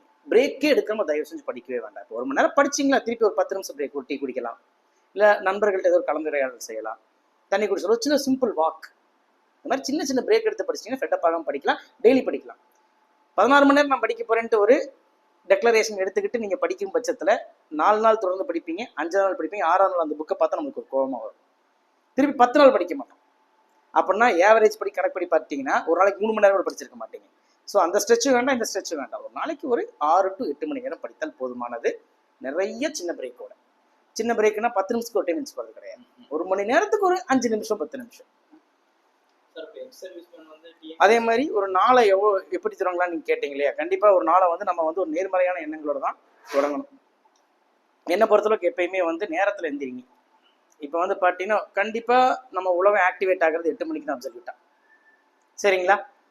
நீங்கள் வந்து ஒரு காலையில் ஒரு 6 மணிக்கு எந்திரிக்கும் பட்சத்தில் உங்களுடைய காலை நேர வேலையை வந்து சுலபமாக முடிச்சிடலாம். உங்களை நீங்கள் சுத்தப்படுத்திக்கலாம். நெக்ஸ்ட் ஒரு எக்ஸசைஸ் செய்யலாம், ஒரு ஹெல்த்தியான டயட் எடுக்கலாம். அதுக்கப்புறம் 1 மணி நேரம் சும்மா இருக்கும். பக்கத்தில் ஃப்ரெண்ட்ஸ் யாருமே இருக்க மாட்டாங்க. ஃபார் எக்ஸாம்பிள் இப்போ வந்து நீங்களே வந்து உங்கள் நண்பருக்கு வந்து வாட்ஸ்அப் பண்ணுறீங்கன்னா அவள் தூங்கிட்டு இருப்பார் இல்லையா? கண்டிப்பாக வந்து ரிப்ளை பண்ண மாட்டார். அது உங்களுக்கே தெரியும். 2 நாள் ட்ரை பண்ணி 3 நாள் பண்ண மாட்டீங்க. அப்படிங்கிறப்ப என்ன பண்ணுறது அப்படிங்கிற பீரியடில் நியூஸ் பேப்பர் படிக்கிறான்ற ஒரு பழக்கத்தை இருக்கலாம். அப்படியே நியூஸ் பேப்பர் தொடர்ந்து ஆரம்பத்தில் நியூஸ் பேப்பர் வாசிக்கிறது ரொம்ப கஷ்டமாக இருக்கும். ஃபர்ஸ்ட் ஹெட்லைன்ஸே வாசிங்க. அதுக்கப்புறம் எக்காரணம் கூட பிரேக்ஃபாஸ்ட்டை ஸ்கிப் பண்ணக்கூடாது. கிளாஸுக்கு போகிறவங்க கிளாஸுக்கு போகலாம், இல்லை லைப்ரரிக்கு போகிறவங்க லைப்ரரிக்கு போய் படிக்கலாம். கண்டிப்பாக ஒரு பகுதி படிச்சிங்கன்னா ஒரு பகுதி டெஸ்ட் பண்ணணும். மேக்ஸை தினமும் ப்ராக்டிஸ் பண்ணணும். ஆக மொத்தத்தில் இந்த நாளில் நீங்கள் என்ன பண்ணியிருந்தாலும் சரி, தூங்குறதுக்கு முன்னாடி 5 நிமிஷம் நம்ம என்ன பண்ணணும்னு யோசிக்கிறோம். அந்த 5 நிமிஷம் உங்களுக்கு ப்ரொடக்டிவாக தோணுச்சு அப்படின்னா அது நல்ல நாள். அந்த 5 நிமிஷம் இன்னைக்கு வேஸ்ட் பண்ணிட்டோன்னு தோணுச்சுன்னா அந்த நாள் உங்களுக்கு சரியில்லாத நாள். அப்படின்னா உங்ககிட்ட டிசிப்ளின் இல்லைன்னு தான் அர்த்தம். சரிங்களா? ஸோ அந்த 5 நிமிஷம் நம்ம இன்னைக்கு என்ன பண்ணோம், ரிவிஷன் அப்படிங்கிற பழக்கத்தை தான் ஒரு நாளில் வச்சுக்கணும் கம்பல்சரியா அப்படின்ட்டு. அதே மாதிரி எந்த ஒரு விஷயத்த செய்யறதுக்கு முன்னாடியும் நம்ம மனசே நம்மளுக்கு தெளிவாக சொல்லும், இதை செய்யலாமா வேண்டாமான்ட்டு. அப்படி நம்ம மனசு வேண்டாம்னு சொல்ற ஒரு விஷயத்த செய்ய முயற்சியே செய்யக்கூடாது. சார் இப்போ தொடர்ந்து வந்துட்டு சொல்றது என்னன்னா, you will become what you surround அப்படின்னு சொல்லுவாங்க. உங்களை சுற்றி நீங்கள் எப்படி வச்சுக்கிறீங்களோ அதுக்கு ஏற்ற மாதிரி எந்த மாதிரியான ஒரு பீப்புளை வந்துட்டு சுற்றி வச்சுக்கணும். ஏன்னா இப்போ லைக் மைண்டடான பீப்புள் கிடைக்கிறது வந்துட்டு ஒரு அகாடமியில் இருக்கும்போது அது பாசிபிளாக இருக்கும். பட் செல்ஃப் ப்ரிப்பரேஷன் பண்ணுறவங்களுக்கு அது இருக்காது. இப்போ என் ஃப்ரெண்டு வந்துட்டு வேற ஏதாவது இன்ஜினியராக இருக்கலாம், டாக்டராக இருக்கலாம். நான் வந்து இங்கே ஆஸ்பிரண்டாக இருந்துட்டு இருப்பேன். என்னோட ஆஸ்பிரண்ட்டுக்கு அந்த ஆஸ்பிரண்ட் ஃபீல் புரியும். சில இன்ஜினியர்ஸும் டாக்டர்ஸும் மேபி ஆஸ்பிரண்டோட ஃபீல் புரிஞ்சுக்கலாம். கண்டிப்பாக. பட் மோஸ்ட்லி வந்துட்டு அவங்க ஏதோ ஒரு கமிட்மெண்ட்டுக்கு வந்து நம்மளை கூப்பிடுவாங்க. ஒரு மேரேஜாக இருக்கலாம், ஒரு ரிசப்ஷனாக இருக்கலாம். இந்த மாதிரி சோஷியல் அதாவது இவங்க எப்படி ஹேண்டில் பண்ணுறது? டெஃபினட்டா. இப்போ வந்து நான் சொசைட்டி கிட்ட இருந்து விலகி இருங்கன்னு என்னைக்குமே நான் சொல்ல மாட்டேன். சரிங்களா? ஆக்சுவலாக சொசைட்டி கூட சேர்ந்துருக்கிறது ஒரு பெரிய ஸ்கில் இல்லையா? இப்போ ஃபார் எக்ஸாம்பிள் இப்போ நம்ம வீட்டில் இருக்கிறோம் அப்படின்னு பார்த்தீங்கன்னா நம்ம வீட்டில் இருக்கிறவங்களுக்கு நம்மளை தெரியும், நம்ம வீட்டில் இருக்கிறவங்களுக்கு பற்றி நம்மளுக்கும் தெரியும், நம்மளை பற்றி அவங்களுக்கு தெரியும். சார் அங்கே ஒரு அடாப்ஷன் இருக்கும். ஆனால் சொசைட்டி வெவ்வேறு விதமான முகங்களை காட்டும். அப்படின்னா அந்த சொசைட்டி கூட மிங்கிள் ஆகிறது ஒரு பாசிட்டிவ் ஃபீல் தான். மிங்கிள் ஆகணும் என்றைக்குமே, நம்பர் 1. ஆனால் என்னன்னா நீங்கள் என்ன பண்ணிட்டு இருக்கீங்க அப்படிங்கிறத வந்து எல்லாத்துக்கிட்டையும் தெளிவுபடுத்தக்கூடாது. இப்போ நீங்கள் நிறைய பேர் இருக்காங்க உங்களை சுற்றி அப்படின்னா உங்களுக்கு தெரியும் யாரெல்லாம் உங்களுக்கு பாசிட்டிவ் கைண்ட் ஆஃப் எனர்ஜி கொடுப்பாங்க, யாரெல்லாம் நெகட்டிவ் கைண்ட் ஆஃப் எனர்ஜி கொடுப்பாங்க, யார் டவுட்ஃபுல்லாகவே இருப்பாங்க. சிலர் வந்து ப்ளஸ்ன்னு சொல்லுவாங்க, சிலர் மைனஸ்ன்னு சொல்லுவாங்க, சிலர் அதுவும் சொல்ல மாட்டாங்க இதுவும் சொல்ல மாட்டாங்க, மாறி மாறி குழப்பிக்கிட்டே இருப்பாங்க. அப்படிங்கிறவங்க உங்களுக்கே தெரியும் இல்லையா? அதில் பாசிட்டிவ் கைண்டாக இருக்கிறவங்களுக்கு நீங்கள் என்ன பண்ணுறீங்கன்னு தெரிவிக்கலாம், தப்பு கிடையாது. சரிங்களா? உங்களுக்கு சொல்யூஷன் சொல்லி கொடுக்க தெரியாட்டியும் ஆட்டோமேட்டிக்காக உங்கள் வழியில் கொஞ்சமாக எடுத்துக்கிடுவாங்க, உங்கள் வழியை புரிஞ்சுக்க முயற்சி பண்ணுவாங்க. நெகட்டிவ் கைண்டாக இருக்கிறவங்கள்ட்டையும் முக்கியமாக ஆசிலேட்டரியாக இருக்கிறவங்கள்ட்ட சொல்லவே கூடாது. சேராதன்னு நான் சொல்லலை, அவங்கள்ட்ட நீங்கள் என்ன பண்ணிட்டு இருக்கீங்கன்னு சொல்லக்கூடாது. இப்போ நீங்கள் ஏன் கோச்சிங் சென்டர் போய் படிச்சுக்கிட்டு இருக்கேன், இல்லை நான் செல்ஃப் ப்ரிப்பரேஷன் பண்ணிட்டு இருக்கேன்னு சொல்லுங்க. நான் ஒர்க் ஃப்ரம் ஹோம்னு சொல்லிட்டு போங்க. செல்ஃப் ஃப்ரம் ஹோம்னா எங்கே ஒர்க் பண்ணுறேன்? அமேசானில் ஒர்க் பண்ணுறேன். என்ன சம்பளம்? மாதம் ஒரு 10 லட்சம் தான் சொல்லுங்கள். அடுத்த கேள்வி கேட்க மாட்டாங்க இல்லையா? இப்போ நீங்கள் எங்கேயும் வெளியே போயிட்டு வந்துருக்கீங்க அப்படின்னு பார்த்தீங்கன்னா, ஆமாம் நான் வேலைக்கு போயிட்டு இருக்கேன். எங்கன்னா விப்ரோலன்னு சொல்லுங்கள். கோயம்புத்தூரில் விப்ரோ இல்லை அப்படின்னா இப்போ தான் ஓப்பன் பண்ணியிருக்காங்கன்னு சொல்லுங்கள். புரிச்சுங்களா? ஸோ அவங்கள்ட்ட நீங்கள் தெரியப்படுத்தாமல் இருக்கிறது உங்களுக்கு நல்லது தான். ஏன்னா நீங்கள் ஏன் ஃபெயில் ஆனீங்கன்னு எனக்கு தெரியும், உங்கள் அப்பா அம்மாவுக்கு கூட தெரியாது. ஏன்னா நானும் அதே வழியை அனுபவிச்சிருக்கேன், அவங்க அந்த வழியை அனுபவிச்சது கிடையாது. சரிங்களா? ஸோ அவங்களால உங்களுக்கு ஒரு சொல்யூஷன் கொடுக்க முடியுமானா அவ்வளோ சீக்கிரமாக சொல்லி கொடுக்க முடியாது. நெக்ஸ்ட்டு ஸோ அதுதான் நீங்கள் எவாலுவேட் பண்ணுங்கள். உங்களை அண்டர்ஸ்டாண்ட் பண்ணிக்கிறவங்கள்ட்ட சொல்லுங்கள். இவங்கள்ட்ட சொல்கிறது பேசுன்னு தெரிஞ்சால் சொல்லிடுங்க. சார் எப்படி சார் கண்டுபிடிக்கிறன்னு மட்டும் தயவு செஞ்சு கேட்காதீங்க. பிரச்சனை சொல்ற நம்ம மனசுக்கு தீர்வும் தெரியும். ஆனாலும் ஏன் சார் எல்லாத்துக்கிட்டே போய் தீர்வுன்னு கேட்கறோம்னா, அவங்க யாராவது ஒருத்தர் நம்மளுக்கு ஃபேவரபிளா சொல்லிட மாட்டானா? ஃபர்ஸ்ட் நம்ம மேல நம்பிக்கை வச்சு நம்மளுக்கு நம்ம ஃபேவரபிளா இருக்கணும். அப்பதான் அடுத்தவங்க வைப்பாங்க. நீங்க உங்களை நம்பாம நான் எதுக்கு உங்களை நம்பணும்? So you trust your self. அப்படின்னா அந்த ட்ரஸ்ட், அந்த கான்ஃபிடென்ஸ், அந்த டிசிப்ளின் இருக்கும் பட்சத்துல நீங்க ஈஸியா கேரக்டர்ஸா ஐடென்டிஃபை பண்ணிடலாம். சார் ஆக்சுவலாக இப்போ வந்துட்டு ப்ரிப்பரேஷனில் இருக்கும்போது சார் ஆஃப்டர் கிளாஸ் இல்லை வந்துட்டு டவுட்ஸாக இருக்குதும் போது ஸ்டாஃப்ஸ்ட்டை மோஸ்ட்லி கேட்போம். பட் அதுக்கு முன்னாடி நம்ம ஃப்ரெண்ட்ஸ்ட்டெல்லாம் கேட்போம் சார். இது வந்துட்டு எங்கே போய் முடியும்னா குரூப் ஸ்டடியில் போய் முடியும் சார். இப்போ வந்துட்டு எக்ஸாமில் நல்ல மார்க்ஸ் வாங்குறதுக்கு வந்துட்டு குரூப் ஸ்டடி எஃபெக்டிவாக இருக்குமா இல்லை இண்டிவிஜுவலாக நம்ம படிச்சோம்னா எஃபெக்டிவாக இருக்கும்? ஏன்னா குரூப் ஸ்டடிங்கும் போது அங்கே சில ப்ராப்ளம்ஸ் இருக்குங்க சார். இப்போ ஒருத்தருக்கு டீ குடிக்கிறது ஆசை இருந்தாலும் மற்ற எல்லாரும் போக வேண்டிய கட்டாயம் வந்துருக்குங்க சார். தனியாக படிக்கும்போது வந்துட்டு ஒரு டவுட்டை தீர்த்துக்கிறதுக்கு வந்துட்டு ஒரு அடிஷ்னலா ஒரு 2x டைம் தேவைப்படுதுங்க சார். இதுவே குரூப்பா இருந்தாங்கன்னா டக்குன்னு கேட்டுடலாம் பர்டிகுலர் பர்சன் கிட்ட. ஸோ ரெண்டுலையுமே அட்வான்டேஜ் டிஸ்அட்வான்டேஜ் இருக்குங்க சார். பட் ஒண்ணுதான் அப்படின்னா எதுவா இருக்குங்க சார்? ஃபர்ஸ்ட் திங் வந்து என்னன்னா, குரூப் ஸ்டடிங்கிறது காம்படிட்டிவ் எக்ஸாம்ஸை பொறுத்தளவுக்கு வின் பண்ணாது.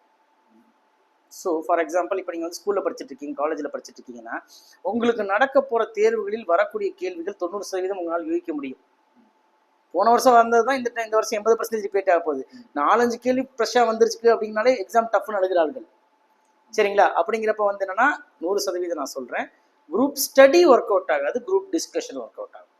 குரூப் ஸ்டடிங்கிறது பெரிய ப்ராசஸ், 3 மணி நேரம், 4 மணி நேரம், 5 மணி நேரம். அதே குரூப் டிஸ்கஷனுங்கிறது சின்ன ப்ராசஸ், 5 நிமிஷம், 10 நிமிஷம். ஸோ நீங்கள் எதை சூஸ் பண்ணுறீங்களோ அதுதான் நல்லது. ஸோ குரூப் டிஸ்கஸ் பண்ணுங்க, குரூப் ஸ்டடி பண்ணாதீங்க. சார் யூஷுவல் ரிசர்வேஷன்லாம் பேசிடுவாங்க சார். இப்போ இந்த எக்ஸர்விஸ்மென்ட் பற்றி இருக்கு சார். இப்போ ஒரு எக்ஸர்விஸ்மென்ட் வந்து டிஎன்பிசிக்கு ப்ரிப்பேர் பண்ணி வராங்க சார். இப்போ அவருக்கு வந்து எப்படி சார் ரிசர்வேஷன் கிடைக்கும் சார்? அவருக்கு ஒரு ஏஜ் லிமிட் எது இருக்கு? கண்டிப்பாக ஆக்சுவலாக வந்து எக்ஸர்விஸ்மென்ட்க்கு கண்டிப்பாக வந்து ஏஜ் லிமிட்டில் ரிலாக்ஸேஷனும் இருக்குது. அதே சமயத்தில் சில போஸ்ட் வந்து எக்ஸர்விஸ்மேனுக்காகவே ரிசர்வும் பண்ணப்படுகிறது. அவங்களுக்குன்னு ஒரு கோட்டா இருக்குது. அதே மாதிரி தேசிய அளவில் சாதித்த விளையாட்டு வீராங்கனைகள், வீரர்கள், இவர்களுக்கு எல்லாத்துக்குமே ஒரு கோட்டா இருக்கிறது. சரிங்களா? இதை நம்ம அவைல் பண்ணிக்கணும் அப்படின்னா எக்ஸ் சர்வீஸ்மேனாக தான் இருக்கணும். சரிங்களா? அப்போ வந்து அவைல் பண்ணிக்கலாம். சார் இந்த ஏஜ் லிமிட் பற்றி கேட்டிங்க இல்லைங்களா? ஏஜ் லிமிட்டை பொறுத்தளவுக்கு ஒவ்வொரு நோட்டிஃபிகேஷன்லையுமே ஒவ்வொரு போஸ்ட்டுக்குமே ஏஜ் லிமிட் என்ன, ஒவ்வொரு கேட்டகரி வைஸா, ஜென்ரலுக்கு என்ன, பிசிக்கு என்ன, எஸ்சிக்கு என்ன, எஸ்டிக்கு என்ன, இந்த மாதிரி ஒவ்வொரு கேட்டகரி வைஸா ஏஜ் லிமிட் அப்படிங்கிறத அந்த போஸ்ட்டுக்கு அந்த நோட்டிஃபிகேஷன்லேயே வரையறுத்துருவாங்க. ஒவ்வொரு போஸ்ட்டுக்கும் சொல்லுவாங்க. சரிங்களா? அதை வச்சு தான் நம்ம ரிலாக்ஸேஷன் என்னவாக இருக்கும் அப்படின்றத முடிவு செய்ய முடியும். பொதுவாக வந்து பார்த்தீங்கன்னா குரூப் 4ல் எடுத்துட்டீங்க அப்படின்னு பார்த்தீங்கன்னா பிசி, எஸ்சி, எஸ்டி கேண்டிடேட்ஸ்க்கு ஏஜ் லிமிட்டே கிடையாது. குரூப் 2லையும் கிடையாது. ஆனால் ஜென்ரல் கேண்டிடேட்ஸ்க்கு ஏஜ் லிமிட் இருக்குது. குரூப் 4ல் என்ன சொல்லுவாங்கன்னா 32 வயசுன்னு சொல்லுவாங்க. இதே குரூப் 1ல் 35 வயசுன்னு சொல்லுவாங்க. சரிங்களா? இதுவே வந்து குரூப் 2ல் எடுத்துட்டிங்கன்னா 32 வயசு தான். ஓகேங்களா? இது போஸ்ட்டை பொறுத்து மாறும் படலாம். சரிங்களா? இது இந்த நோட்டிஃபிகேஷனில் தெரிய வரும். இப்போ நீங்கள் பிசி கேட்டகரி கிராஜுவேட் அப்படின்னு பார்த்தீங்கன்னா உங்களுக்கு வந்து என்ன கிடையாது அப்படின்னு பார்த்தீங்கன்னா அட்டெம்ப்ட் லிமிட்டே கிடையாது குரூப் 4ல். குரூப் 2லையும் நீங்கள் 58 வயசு வரைக்கும் கூட எக்ஸாம் எழுதலாம். சரிங்களா? ஜென்ரலாக ஏஜ் லிமிட் பெருசாக கிடையாது. ஆனால் சில போஸ்ட்டுக்கு இருக்குது ஜென்ரல் கேட்டகரியில். ஆனால் ஏஜ் லிமிட், ஏஜ் ரிலாக்ஸேஷன் பற்றி அந்த நோட்டிஃபிகேஷனில் தெளிவுபடுத்த முடியும்.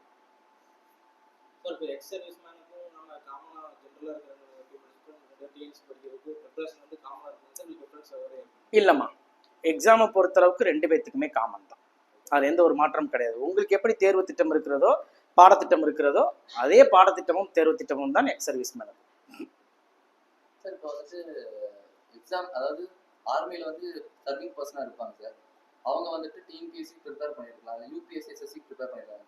அவங்க வந்துட்டு எக்ஸாம்ஸ் எழுதணும் அப்படின்னா என்ன கிரைட்டீரியா, என்ன ப்ரொசீஜர் இருக்குது? கண்டிப்பாக ஆக்சுவலாக வந்து என்னன்னா, இப்போ நீங்கள் வந்து என்ன சொல்கிறீங்கன்னா சென்ட்ரல் கவர்மெண்ட் ஜாபில் ஒர்க் பண்ணிட்டு இருக்கிறவங்களோ, இல்லை டிஃபென்ஸில் ஒர்க் பண்ணிட்டு இருக்கிறவங்களோ, சென்ட்ரல் கவர்மெண்ட் ஜாபுக்கு வேறு சென்ட்ரல் கவர்மெண்ட் ஜாப்க்கோ இல்லை இந்த ஸ்டேட் கவர்மெண்ட் ஜாப்க்கோ எக்ஸாம் எழுதுறாங்களா, எழுத முடியுமான்னு கேட்டால் கண்டிப்பாக முடியும். அது எந்த ஒரு டவுட்டுமே கிடையாது. ஏன்னா எக்ஸாம் எழுதுறதுக்கு நீங்கள் வேலை பார்க்கக்கூடாதுன்னு ஒரு கண்டிஷன் வைக்கல.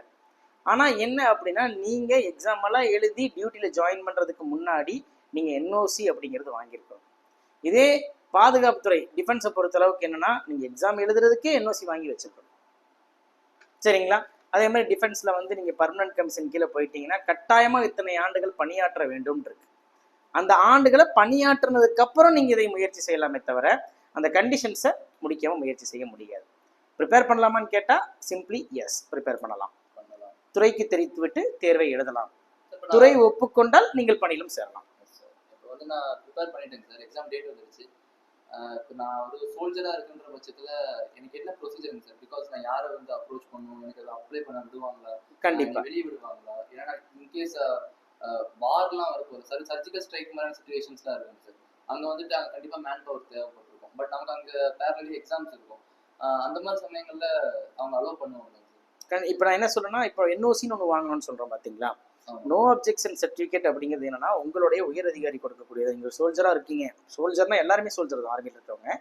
இப்போ நீங்க வந்து என்னன்னா ஒரு சிப்பாயா இருக்கீங்கன்ற பட்சத்துல நீங்க என்ஓசி வாங்கினா உங்களுடைய பெட்டாலியனுடைய உயர் அதிகாரிட்டு தான் வாங்கணும். இப்போ நீங்க சொன்னீங்க அந்த சர்ஜிக்கல் ஸ்ட்ரைக் வார் லைக் சிச்சுவேஷன், அப்படி இருக்கும் பட்சத்துல அவங்களே தரமாட்டாங்க. சரிங்களா, வெயிட் பண்ணிக்கலாம். எஸ் சார், இப்போ வந்துட்டு யூஸ்வலா அகாடமி ஜாயின் பண்ணிட்டேங்க சார், படிச்சுக்கிட்டு இருக்கோம். திடீர்னு வீட்டில் வந்துட்டு ஃபினான்ஷியல் நீடு ஜாஸ்தியாக இருக்கும் சார், மானிட்டரி ரெக்குவயர்மெண்ட்டுங்கிறது பீக்கில் இருக்கும். அப்போ நம்ம கான்ட்ரிபியூட் பண்ண வேண்டிய சுச்சுவேஷன் வரும் சார். அது மாதிரி சமயங்களில் நாங்கள் வந்து இப்போ ஒரு ஒர்க் போக வேண்டியது வரும் சார். பார்ட் டைமாக கூட இருக்கலாம், ஃபுல் டைமாகவும் இருக்கலாம். அந்த மாதிரி போகிற மாதிரி இருந்தால் எந்த ஒர்க் பெஸ்ட்டுங்க சார்? ஃபஸ்ட்டு ஒர்க்கு போகலாமா? கண்டிப்பாக. ஃபஸ்ட்டு வந்து நான் என்ன சொல்லுவேன்னா, இப்போ தேர்வு வந்து மிக அருகில் வரப்போகிறது. இப்போ நீங்கள் சொன்னீங்களே, இப்போ ஒரு அகாடமி ஜாயின் பண்ணிட்டேன் சார், ஒரு 6 மந்த் படிச்சிட்டேன், ஆனால் இன்னும் ஒரு 3 மந்த்ஸ் படித்தா எனக்கு வந்து எக்ஸாம் வந்துடும் அப்படிங்கிற சூழலை பொறுத்தளவுக்கு என்னுடைய ரெக்கமெண்டேஷன்னா ஒர்க் போக வேண்டாம். ஏன்னா இப்போ நீங்கள் வேலைக்கு போயிட்டு ₹1,00,000 சம்பளம் வாங்கிட்டு கொடுக்க போகிறது கிடையாது. நீங்கள் போகிறது ஒரு பார்ட் டைம் ஜாப்னா ஒரு சின்ன அமௌண்ட் தான் சேலரியாக வரும். அது வந்து கண்டிப்பாக உங்களுடைய குடும்பத்தின் பிரச்சனையை நிரந்தரமாக போக்குமா அப்படின்னு கேட்டால் போக்காது. ஸோ தேர்வு மிக அருகில் வரப்போ நீங்கள் குவிட்டே பண்ணக்கூடாதுங்கிறதா என்னுடைய ரெக்கமெண்டேஷன். இதை ஃபயராக மைண்டுக்குள்ள எடுத்துக்கிட்டு அந்த ப்ரெஷர் எடுத்துகிட்டு தெளிவாக படித்து தேர்வில் கட்டாயமாக பாஸ் பண்ணணுங்கிற மோட்டிவேஷன் எடுத்துக்கங்க. சரிங்களா? என்றைக்குமே ஒரு ரெஸ்பான்சிபிலிட்டி தான் நம்ம சாதனைக்கு காரணமாக இருக்கும். புரிச்சுங்களா? என்னோட குடும்பத்தை காப்பாற்றணுங்கிற ரெஸ்பான்சிபிலிட்டி கண்டிப்பாக உங்களுடைய சாதனைக்கு காரணமாக தான் இருக்குமே தவிர தடைக்கல்லாக இருக்காது. அதுதான் முதல் விஷயம். இதுவே எக்ஸாம் எப்போ வரும்னே தெரியாது சார். நெக்ஸ்ட் திங் வந்து எக்ஸாம் வர்றதுக்கு ஒரு 10 மந்த்ஸ்க்கு மேலே டைம் இருக்குது சார். அப்படின்னா இப்போது பணச்சூழல் முக்கியம்தான். சரிங்களா? பணத்துக்காக நீங்கள் வேலைக்கு போகணும்னா ரெஸ்பான்சிபிலிட்டி எடுத்துக்கிற மாதிரி ஒரு ஜாபுக்கு போகாதீங்க. அதாவது நீங்கள் வேலையை விட்டு வந்த உடனே அந்த வேலையை பற்றி சிந்திக்க வேண்டிய அவசியமே கிடையாது. அப்படிப்பட்ட ஒரு வேலைக்கு போகலாம். புரிச்சுங்களா? அதுவே வேலையை விட்டு வந்ததுக்கப்புறம் அந்த வேலையை பற்றி தான் நான் யோசிச்சுக்கிட்டு இருக்கேன் அப்படின்னா அந்த வேலைக்கு குவிட் பண்ணணும். இப்போ நீங்கள் ஒரு வேலைக்கு ஜாயின் பண்ணிட்டீங்க, ஜாயின் பண்ணுறதுக்கு முன்னாடி தெரியாது என்ன வேலைலாம். இப்போதைக்கு வந்து என்ன பார்ட் டைம்லேயே 10,000 தராங்க சார், நான் ஜாயின் பண்ணிட்டேன் சார், ரைட், ஓகே, வெல்கம்.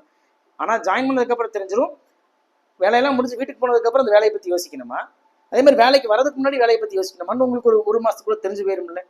அப்போ நீங்கள் யோசிக்கிறீங்கன்ற பட்சத்தில் அந்த வேலையை விட்டுருங்க. அப்படி யோசிக்கலைங்கிற எந்த ஒரு வேலையும் தொடரலாம்.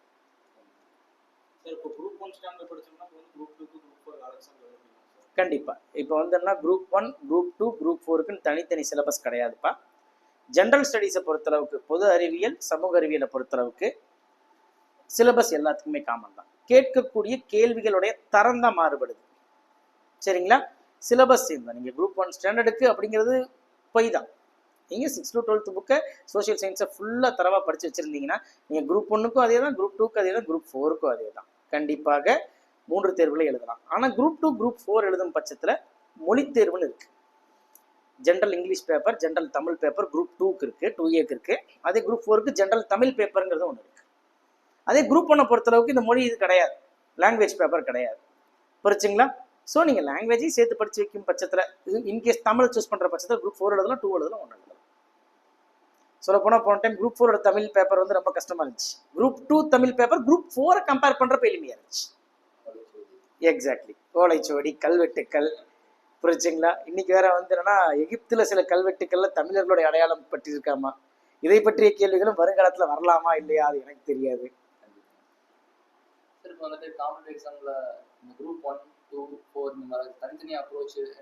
சில பேர் சொல்றாங்க சார், குரூப் 1 வந்துட்டு நார்த் போல்னா 2 வந்துட்டு சவுத் போல், நிறைய டிஃபரன்ஸ் இருக்கு அப்படின்னு. பட் இப்போ நீங்க சொன்னீங்க டிஃபரன்ஸ்ல ஜிஎஸ் காமனா இருக்குதுங்க சார்.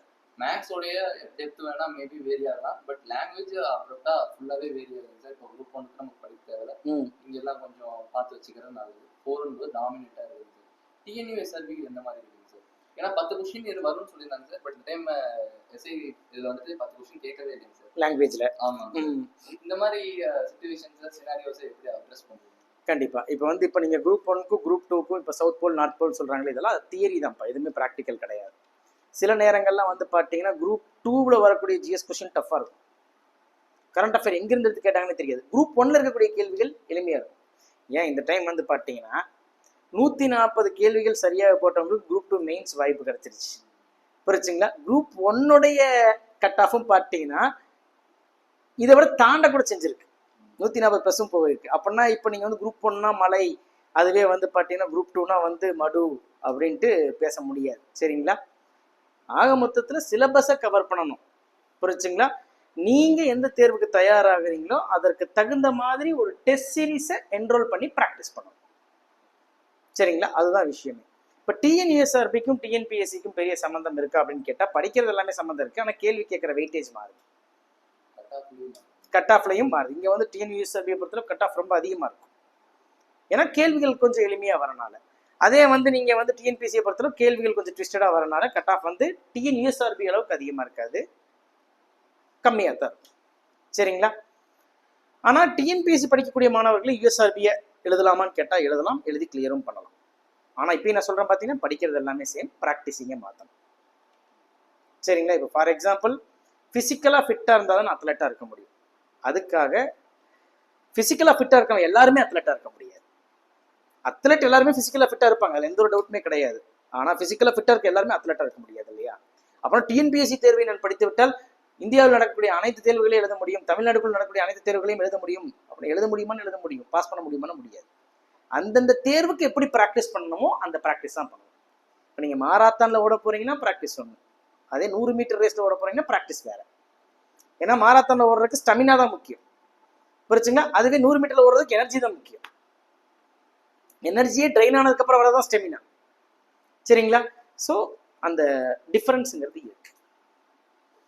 சார் இப்போ வந்துட்டு இந்த போட்டித் தேர்வை பொறுத்தளவு நிறைய பேர் வந்துட்டு பொறுமையா இருங்க, எப்பயுமே வந்துட்டு அந்த எக்ஸாம் இந்த எக்ஸாம் அடம் போதாம பொறுமையா படிங்கன்னு சொல்றாங்க. இன்னொரு செட் ஆஃப் பீப்புள் வந்துட்டு ஃபிக்ஸ் அ கோல், நீங்க ஃபர்ஸ்ட் ஒரு கோல் வச்சுக்கோங்க, இல்லைன்னா நீங்க எதை படிக்க போறீங்க உங்களுக்கு தெரியாது, ஃபாஸ்டா படிங்க, தினமும் படிங்கன்னு ஹரிபரியா ஒரு சைடு இருக்கு சார். ஒரு சைடு ரொம்ப பேஷன்ஸா 2 இயர்ஸ் தேவைப்பட்டா 2 இயர்ஸ் நீங்க கொடுங்க, அப்புறம் நீங்க எக்ஸாம்ஸ் இதெல்லாம் ரிசல்ட்டை பத்தி எதிர்பார்க்கலாம், ஃபர்ஸ்ட் நீங்க சிலபஸ்லாம் கவர் பண்ணுங்க அப்படின்னு ஒரு பக்கம் இருக்கு சார். கோல்ல ஃபிக்ஸ் பண்ணி ஃபாஸ்ட் அண்ட் கட்டா நான் போடுவேன் சார், இல்லை வந்து பேஷன்ஸோட நான் பொறுமையா படிக்கிறேன். Right, okay. ஸோ இப்போ நீங்கள் வந்து ஒரு மாராத்தான் ஓட்டத்தையே எடுத்துக்கலாம். இதில் வந்து ஆரம்பத்தில் பார்த்துட்டீங்கன்னா ரொம்ப வேகமாக ஓடிடுவாங்க, ஆனால் அவங்க யாருமே வந்து ரேட்டை கிராஸ் பண்ண மாட்டாங்க. ஆனால் ஆரம்பத்தில் ரொம்ப மெதுவாக நடக்கிற மாதிரி தான் இருக்கும், மெதுவாக போவாங்க. கொஞ்சம் கொஞ்சமாக ஹீட் ஏற்றிட்டு கடைசியில் அவங்க என்ன பண்ணிடுவாங்க, ஜெயிச்சிருவாங்க. ஸோ அப்படின்னா ஜெயிச்சது யார்? நான் ஜெயிக்கிற பக்கம். அப்படின்னா நீங்கள் வந்து வேகமாக இருக்க வேண்டுமா பொறுமையாக இருக்க வேண்டுமான்னு கேட்டால் பொறுமையாக தான் இருக்க வேண்டும். சரிங்களா? ஏன்னா இப்போ ஒரு 150 கேள்விங்கிறது கட் ஆஃபாக வருதுன்னா 148 கேள்வி சரியாக போட்டவங்க ஃபெயிலுன்ற அர்த்தம் கிடையாது. அவங்களுக்கு 2 கேள்வி ஃபேவர் பண்ணலை. அதுக்கு எது வேணால் காரணமாக இருக்கலாம். ப்ராப்பர் ரிவிஷன் இன்மை இருக்கலாம், அவங்க ப்ராக்டிஸ் பண்ண கொஸ்டின் வராமல் இருக்கலாம், எது வேணால் காரணமாக இருக்கலாம். ஸோ பொறுமையாக இருக்கணும். நான் முதலே சொன்னது தான், பொறுமையாக இருந்தால் தான் வெற்றி பெற முடியும். ஒரே அட்டம்ப்ட்லேயே கிளியர் ஆகி போன என் பசங்களும் இருக்காங்க, ஆனால் 5 வருஷம் படித்து கிளியர் பண்ண பசங்களும் இருக்காங்க. 3 வருஷம் கொரோனா பீரியட்லாம் வெயிட் பண்ணி ஒரே வருஷத்துலேயே 4 போஸ்டிங் வாங்கினவங்களும் இருக்காங்க. இப்போ நந்தகுமார்னு ஒருத்தர் இருக்கார், என்னோட ஸ்டூடெண்ட். அவர் ஒரே வருஷத்துலேயே 4 appointment, group 2 clear, group 4 clear, municipality exam clear, AI exam clear, 4ல் 1 சூஸ் பண்ணிட்டு அவர் போய் ஜாயின் பண்ணுறாரு. சரிங்களா? அவர் பொறுமையாக இருந்தனால தான் அது கிடச்சிச்சு. ஸோ பொறுமைங்கிறது தான் என்னை பொறுத்தளவுக்கு தேவை. ஏன்னா வேகமாக படிக்கிறப்போ நிறைய விஷயத்த அடிப்படையை தெரிஞ்சுக்காம படிப்போம். ஸோ அடிப்படையான கேள்விகள் வரப்போ ஆன்சர் பண்ண முடியாது. அட்வான்ஸ்டாக கொஸ்டின் வரும், ஆன்சர் பண்ணிடுவோம். ரொம்ப எளிமையான கேள்விக்கு ஆன்சர் பண்ண முடியாது. அப்படி மிஸ் ஆகிறது அந்த 2 கொஸ்டின். சார் நாங்கள் இப்போ யூஸ்வலாக ப்ரிப்பேர் பண்ணிக்கிட்டு இருக்கும்போது சார் சில நியூஸ் வந்து ஃபோனில் பார்ப்போம் சார், நியூஸில் டிவியில் கூட பார்ப்போம். என்னென்னா திடீர்னு மெயின்ஸ் கேன்சல் ஆயிருக்கும் சார், எஸ்ஐயோட ரிசல்ட்டை கேன்சல் பண்ணியிருப்பாங்க, எஸ்ஐ நடக்கும்போது 10 கொஸ்டின் கேட்காம விடுவாங்க, குரூப் 4ல் ஓடி தூக்கிருப்பாங்க. இப்போ நாங்கள் இதெல்லாம் எப்படிங்க சார் அட்ரஸ் பண்ணுறது? ஏன்னா எங்களுக்கு இது ரொம்ப டிமோட்டிவேட் பண்ணும் சில சமயம். ஏன்னா அந்த அளவுக்கு கிளாரிட்டியோட இல்லை, நம்ம வர எக்ஸாம் நம்ம எழுதும்போது பார்த்துக்கலான்ற அந்த கிளாரிட்டியெல்லாம் அவ்வளோ சீக்கிரம் வந்துடாதுங்க சார். பிகாஸ் நாங்கள் படிக்கும்போது கொஞ்சம் அன்ஸ்டேபிளான சிச்சுவேஷனை கிரியேட் பண்ணிடுவோம், 2 days வேஸ்ட் ஆகும். இது எப்படி டேக்கிள் பண்ணணும் சார்? கண்டிப்பாக. இப்போ ஃபர்ஸ்ட் திங் வந்து நம்ம நேச்சரை புரிஞ்சுக்கணும்.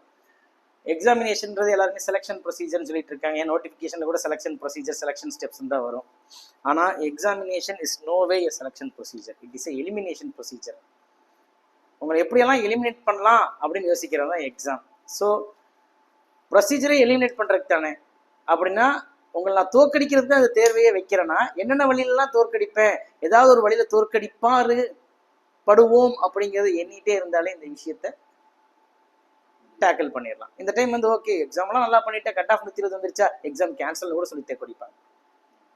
எக்ஸாம் பர்ஃபெக்டாக மெயின்ஸ் ப்ரிப்பேர் பண்ணிட்டு போகிறேன், காலையில் கொஸ்டின் பேப்பர்லாம் கொடுத்து 100 கொஸ்டின் எழுதுனதுக்கப்புறம் கூட எக்ஸாம் கேன்சல்னு சொல்லுவாங்க.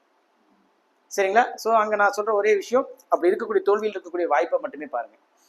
இப்போ இந்த time group 2 exam mains cancel பண்ணாங்க. ஆனால் வந்து எனக்கு அதில் தெரிஞ்ச ஒரு பாசிட்டிவ் என்னன்னா, இப்போ நீங்கள் சொன்னீங்க இல்லையா ESRB எக்ஸாமில் 10 கொஸ்டின் வந்து லாங்குவேஜில் கேட்பாங்கன்னு எக்ஸ்பெக்ட் பண்ணிட்டு போனாங்க சார், ஆனால் கேட்கல அப்படின்ட்டு.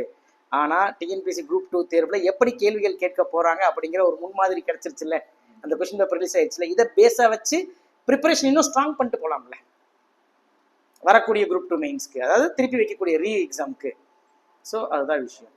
சார் இந்த ப்ரிப்பரேஷன் ஸ்டார்ட் பண்ணுறதுக்கு சில ஹேபிட்ஸ் எல்லாம் இருக்குங்க சார், அது எது செய்யணும் எது செய்யக்கூடாது இந்த மாதிரி கொஞ்சம் டெவலப் பண்ணுறது. கண்டிப்பாக நீங்கள் வந்து இந்த தேர்வில் வெற்றி பெறணும் அப்படின்னு நினச்சிங்கன்னா நீங்கள் எதை செய்யணும்னு ஃபஸ்ட்டு யோசிக்காதீங்க, எதை செய்யக்கூடாதுங்கிறத தெளிவாங்க. செய்யக்கூடாதுன்னா செய்யக்கூடாது, எப்பயுமே செய்யக்கூடாது. செய்யக்கூடாதுன்னு சில விஷயங்களை ஒதுக்கிட்டு என்னென்னலாம் நீங்கள் செய்கிறீங்களோ அதெல்லாம் சரிதான். அவ்வளோதான் இதுக்கான விஷயமே. கிளியர்? இப்போ ஃபார் எக்ஸாம்பிள், இப்போ நீங்கள் பொங்கல் சாப்பிட்றீங்க அப்படின்னா சிலருக்கு வந்து மிளகோட சேர்த்து சாப்பிட பிடிக்காது, மிளகை பூரா எடுத்து ஒதுக்கி வச்சுட்டு மொத்தமாக பிணைஞ்சு சாப்பிடலாம். அது ஈஸியாக? இல்லை ஒவ்வொரு வாய்க்குள்ள போட்டு மென்று எடுத்து போகிறது ஈஸியாக? ஃபஸ்ட்டு நீங்கள் பிணைஞ்சு எடுத்து போடுறப்போ நீங்கள் சாப்பிட்றது கூட கொஞ்சம் ஒரு ஒழுக்க நெறியோடு இருக்கும், வாயிலும் துப்புறப்போ. சரிங்களா? அதுதான் விஷயமே சொல்கிறேன். நீங்கள் என்ன செய்யக்கூடாது அப்படிங்கிறத முடிவு பண்ணி அதை செய்யவே செய்யாதீங்க. கண்டிப்பாக மற்றது எல்லாமே செய்யக்கூடியது தான். இப்போ டெய்லி படிக்கணுமா? படிக்கணும், புரிச்சு இல்லைங்களா? எவ்வளோ நேரம் படிக்கணுங்கிறது முக்கியமே கிடையாது, அதான் முதலே சொல்லிட்டேன், ஷெட்யூல் போடாதீங்க, புரிச்சுங்களா? ஆனால் படிக்கணும். ஒரு நாளைக்கு ஒரு அரை மணி நேரமாவது புத்தகத்தை எடுத்துருக்கணும். டெய்லி நியூஸ் பேப்பர் படிக்கணுமா? கண்டிப்பாக படிக்கணும், புரிச்சுங்களா? ஸோ இந்த மாதிரி என்னெல்லாம் படிக்கணும்னு யோசிக்காதீங்க, எதை செய்யக்கூடாதுன்னு யோசிங்க. நேரத்தை வேஸ்ட் பண்ணலாமா? சாப்பிடாமே உட்காந்து படிக்கலாமா? பகல் நைட்டு பூரா படிச்சுட்டு பகல் பூரா தூங்கலாமா? இதெல்லாம் எதுவும் பண்ணக்கூடாதுன்னு லிஸ்ட் அவுட் பண்ணுங்க. அதை பண்ணவே பண்ணாதீங்க, மிச்சம் எல்லாமே செய்யலாம். யூஸ்வலாக டூஸ் அண்ட் டோன்ட்ஸ் கிளாரிஃபை கிடைச்சிச்சு சார். இப்போ எப்படின்னா சில ஹேபிட்ஸ் பர்டிகுலராக இருக்குங்க சார். சின்ன வயசுல இருந்தே நியூஸ் பேப்பர் படிக்கிற ஹேபிட் இருக்கக்கூடிய ஒரு கிட்ட இல்லை ஒரு ஆஸ்பிரண்ட்டுக்கு வந்துட்டு காம்படிட்டிவ் எக்ஸாம் வரும்பொழுது அவங்களுக்கு ஒரு பெரிய பலமாகவே அமையும். கண்டிப்பாக அந்த மாதிரி இப்போ 11th 12th படிக்கிறவங்க இருக்கட்டும், 10th படிக்கிறவங்க இருக்கட்டும், காலேஜ் படிக்கிறவங்க பார்க்குறாங்க இருந்தாலும் சரி, இப்போ எங்களுக்குமே சரிங்க சார், எந்த மாதிரியான ஹேபிட்ஸ் ஒரு 2 ஹேபிட் மட்டும் சொல்லுங்க சார், நாங்கள் டெவலப் பண்ணிக்கிறதுக்கு தினமும் அதை நாங்கள் தொடர்ந்து பண்ணுறதுக்கு. ஃபர்ஸ்ட் திங் வந்து என்னன்னா, நம்ம வந்து படிக்கிறத வந்து எப்பயுமே வந்து என்னன்னா பிடிச்சி செய்யணும். ஏன்னா பிடிச்ச விஷயத்த செய்கிறப்ப நம்மளுக்கு டைம் போகிறது தெரியாது. இப்போ ஒன்றுமே இல்லை, 3 மணி நேரம் ஒரு நல்ல படம் பார்க்க போகிறீங்க, உங்களுக்கு பிடிச்ச நடிகரோட படம், அந்த 3 மணி நேரம் பாஸ் ஆகிறது தெரியாது. அந்த மாதிரி தான். ஸோ படிக்கிறத பிடிச்சி செய்யணும். அப்படின்னா என்ன பண்ணணும்னா படிக்கிறத சுவாரஸ்யப்படுத்தணும். சரிங்களா? நெக்ஸ்ட்டு நியூஸ் பேப்பர் படிக்கிறது அப்படிங்கிறது ஹேபிட்டாக மாற்றணும். காலையில் எந்திரிச்சவன் எப்படி படிச்சுட்டு பல்லு வளர்க்குறோம், அடுத்தடுத்த வேலைகளை பார்க்குறோம், அந்த மாதிரி நியூஸ் பேப்பரும் நம்ம அன்றாட செய்யக்கூடிய ஒரு வேலையாக மாற வேண்டும். அவ்வாறு மாறினால் அது ஒரு நல்ல ஹேபிட்டாக இருக்கும். சரிங்களா? அறிவுன்றது என்ன அப்படின்னா நம்மளை சுற்றி நடந்ததை தெரிஞ்சுக்கிறது தான். இப்போ அறிவியல் தெரிஞ்சவன் அறிவாளி, சோசியல் சயின்ஸ் தெரிஞ்சவன் அறிவாளி அப்படிலாம் கிடையாது. நம்மை சுற்றி நடக்கக்கூடிய அடிப்படைகளை தெரிந்து கொள்பவன் அறிவாளி. சரிங்களா? அப்படின்னா அதை யார் தான் கொண்டு வந்து சேர்ப்பா? நியூஸ் பேப்பர் தான் கொண்டு வந்து சேர்ப்பா. அது பேர் news. North, east, west, south 4 direction நடக்கிற விஷயத்த உங்கள்கிட்ட கொண்டு வந்து சேர்க்குது. அதில் இருக்க நெகட்டிவை ஏற்றுக்காதீங்க, பாசிட்டிவ் என்னன்னு பாருங்க. சரிங்களா? ஸோ அப்படின்னா அறிவை வளர்த்துட்டீங்க அப்படின்னாலே அந்த அறிவை பயன்படுத்தி வாழ்க்கையில் வெற்றி பெறலாம். அதுதான் ஒரு எளிமையான வழி. ஏன்னா நியூஸில் இருக்கிறது எப்படி நடந்திருக்குன்னு வரும், எப்படி நடக்கும் அப்படிங்கிறது புத்தகத்தில் இருக்குது. அப்புறம் நியூஸ் பேப்பர் கரெக்டாக ஃபாலோ பண்ணுறப்பவே அடிப்படையிலையும் ஸ்ட்ராங் ஆவீங்க, ப்ராக்டிக்கலாக அதை இம்ப்ளிமெண்ட் பண்ணுற ஒரு விஷயமும் தெரிய வரும். So news paper must be your habit. Sir இந்த நியூஸ் பேப்பர் எப்படி சார் படிக்கிறது? நியூஸ் பேப்பர் வந்து இப்போ நம்ம கொஸ்டினுக்கு நியூஸ் பேப்பர் வந்து எப்படி கொஸ்டின் எடுப்பாங்க? கண்டிப்பாக இப்போ வந்து நியூஸ் பேப்பர்லேருந்து எப்படி கொஸ்டின் எடுப்பாங்க அப்படின்னா, நியூஸ் பேப்பர்லேருந்து எப்பயும் பாசிட்டிவ் ஃபேக்டர் மட்டும் தான் கொஸ்டின் எடுப்பாங்க. இப்போ வந்து ஒரு கொலை வழக்கு நடந்துட்டு இருக்கு, ஒரு கற்பழிப்பு நடந்திருக்கு, ரயில் மோதி இப்போ இத்தனை பேர் இறந்துருக்காங்க, ஒரு ஃப்ளைட்டு வெடிச்சு 200 பேர் இறந்துட்டாங்க அப்படின்னா அதெல்லாம் கேள்வியில் கேட்க மாட்டாங்க. சரிங்களா? ஃபர்ஸ்ட் திங் ஹைகோர்ட் கொடுக்கக்கூடிய ஜட்ஜ்மெண்ட்டுகள் அது தனிப்பட்ட வழக்கில் கிடையாது, ஒரு பொது வழக்கில் ஒரு கான்ஸ்டியூஷனல் கேஸ் சம்மந்தப்பட்ட இருக்குகள். இப்போ புட்டசாமி வழக்குன்னு ஒன்று இருக்குது, அது வந்து என்ன ரைட் டு ப்ரைவேசி பற்றினது. இந்த மாதிரி முக்கியமான ஹைகோர்ட் மற்றும் சுப்ரீம் கோர்ட்டுடைய ஜட்ஜ்மெண்ட்ஸ் புரிச்சுங்களா. நெக்ஸ்ட் திங் வந்து பார்த்தீங்கன்னா கவர்மெண்ட்டோட மூவ்மெண்ட். ஓகேங்களா. இப்போ எல்லா ஆஸ்பிரண்ட்டுக்கு நான் என்ன சொல்கிறேன்னா, it's very simple news paper படிக்கிறது. சரியாம்மா, ஃபஸ்ட்டு எக்ஸாமோட சிலபஸை படிங்க, படித்து மனப்பாடம் பண்ணுங்க. மனப்பாடம் பண்ணதை எழுதி உங்கள் கைப்பட எழுதி நீங்கள் உங்களுடைய பெட்ரூமில் அதை ஒட்ட வைங்க, இல்லை நீங்கள் உங்கள் ஸ்டடி டேபிளில் ஒட்ட வைங்க. சிலபஸ் என்ன அது சொல்ல தெரியும் மனப்பாடமாக. இப்போ ரைட், இப்போ சிலபஸில் ஒரு வார்த்தையை பார்த்துருப்பீங்களே, அந்த வார்த்தையை நியூஸோட ஹெட்லைன்ஸில் பார்த்தீங்கன்னா அந்த நியூஸ் படிக்கணும். இது என்னோட ட்ரிக். சிலபஸில் இருக்க ஒரு வார்த்தை இந்த ஹெட்லைன்ஸ்லேயே இல்லை, படிக்க வேண்டிய அவசியம் இல்லை. சிலபஸில் பிஜேபி இருக்கா, காங்கிரஸ் இருக்கா? சரிங்களா. நான் சொல்றது இப்ப இருக்க காங்கிரஸ் கிடையாது, பழைய காங்கிரஸ் தான் இருக்கு. சரிங்களா. ஆனா பொலிட்டிக்கல் பார்ட்டி இருக்கா? எலெக்ஷன் கமிஷன் சிலபஸ்ல இருக்கா? ஹைகோர்ட் இருக்கா? சிஎம் இருக்கா? ஸ்டாலின் இருக்கா? அப்புறம் நீங்களே சொல்லுங்க எது படிக்கணும் படிக்கக்கூடாது. சிலபஸை படி. ஃபர்ஸ்ட் சிலபஸ்ல இருக்கக்கூடிய வார்த்தை நியூஸ் பேப்பர்ல இருந்துச்சுன்னா அதான் நியூஸ் பேப்பரோட ஹெட்லைன்ஸ் இருந்துச்சுன்னா அதை கட்டாயமா படிக்கணும். ஹெட்லைன்ஸ்ல இல்லையா படிக்க வேண்டிய அவசியம் கிடையாது. இதுல நெகட்டிவ் ஃபேக்ட்ஸ் படிக்கவே வேண்டாம். சிம்பிளா புரிச்சுங்களா. இப்ப பிஎஸ்எல்வி, ஐசுரோ புரிச்சுங்களா. தேர்தலில் போட்டியிடுகிறார் தாவேக தலைவர், அதான் சொல்றேன். இங்க வந்து அரசியல் தேவையில்லை, அரசியல் அமைப்பு தான் தேவை. சரிங்களா. ரைட். ஜிடிபி, மகேந்திரா கம்பெனி படிக்க வேண்டாம். ஏன்னா வந்து மகேந்திரா கம்பெனிக்கு நம்ம சிலபஸ்ல கிடையாது இல்லை, ஆனா ஜிடிபிங்கிறது இருக்குல்ல, அதுதான். இண்டஸ்ட்ரியல் பாலிசி சிலபஸ்ல இருக்க படிக்கணும். சரிங்களா. அதுதான் எளிமை. ஸோ அப்படின்னா நியூஸ் பேப்பர் படிக்கிறதுக்கு முன்னாடி ஒரு ஆஸ்பிரண்டா ஃபர்ஸ்ட் ஸ்டார்ட் பண்ண வேண்டிய விஷயம் என்ன, சிலபஸை முழுசா படிங்க. சிலபஸ்க்குள்ள சப் டாபிக் இருக்கா, ஆல்ரெடி இருக்கக்கூடிய சீனியர்ஸ் இல்லை உங்க கோச், நீங்க ஃபீஸ் கட்டின கோச்சிங் சென்டர்கிட்ட கேளுங்க, சப் டாபிக்ஸ் கொடுங்கன்ட்டு, அதை படிங்க ஃபர்ஸ்ட். அடுத்ததுப்பா இன்னும் சில சந்தேகங்கள்லாம் இருக்குதுங்க சார். அதை வந்துட்டு நாங்கள் திரும்ப கேதர் பண்ணிட்டு வரக்கூடிய கமெண்ட்ஸ் பாக்ஸில் என்னென்ன கொஸ்டின்ஸ் கேட்குறோம் கேதர் பண்ணிட்டு ஒரு பார்ட் 2 போடலான்னு இருக்குவாங்க sir. If you are okay. கண்டிப்பாக அதை செய்யலாம். ஸோ அதே மாதிரி இந்த வீடியோ பார்த்துட்டு இருக்கிறவங்க இந்த வீடியோ வந்து உங்களுக்கு பயனுள்ளதாக இருக்கும் பட்சத்தில் இந்த வீடியோவை லைக் பண்ணுங்கள், சப்ஸ்கிரைப் பண்ணுங்கள், இந்த மாதிரியான இன்ஃபர்மேஷன் தேவைப்படுறவங்களுக்கு ஷேர் பண்ணுங்கள். நெக்ஸ்ட் உங்களுக்கும் டிஎன்பிஎஸ்சி தேர்வு தொடர்பாகவோ அல்லது இந்தியாவில் நடத்தப்படக்கூடிய எந்த ஒரு போட்டித் தேர்வு சம்பந்தமாகவும் உங்களுக்கு எந்த ஒரு சந்தேகம் இருந்தாலும் சரி, அந்த சந்தேகங்களை கீழே கமெண்ட் பாக்ஸில் நீங்கள் என்ன பண்ணலாம்னா கமெண்ட் பண்ணலாம். அப்படி இல்லைனா ஸ்க்ராலிங்கில் ஓடிட்டு இருக்க எங்கள் நம்பருக்கு வந்து கால் பண்ணி நீங்கள் கேட்கலாம். நன்றி, வணக்கம். தேங்க்யூ, ரொம்ப நன்றி. Thank you sir, thank you so much.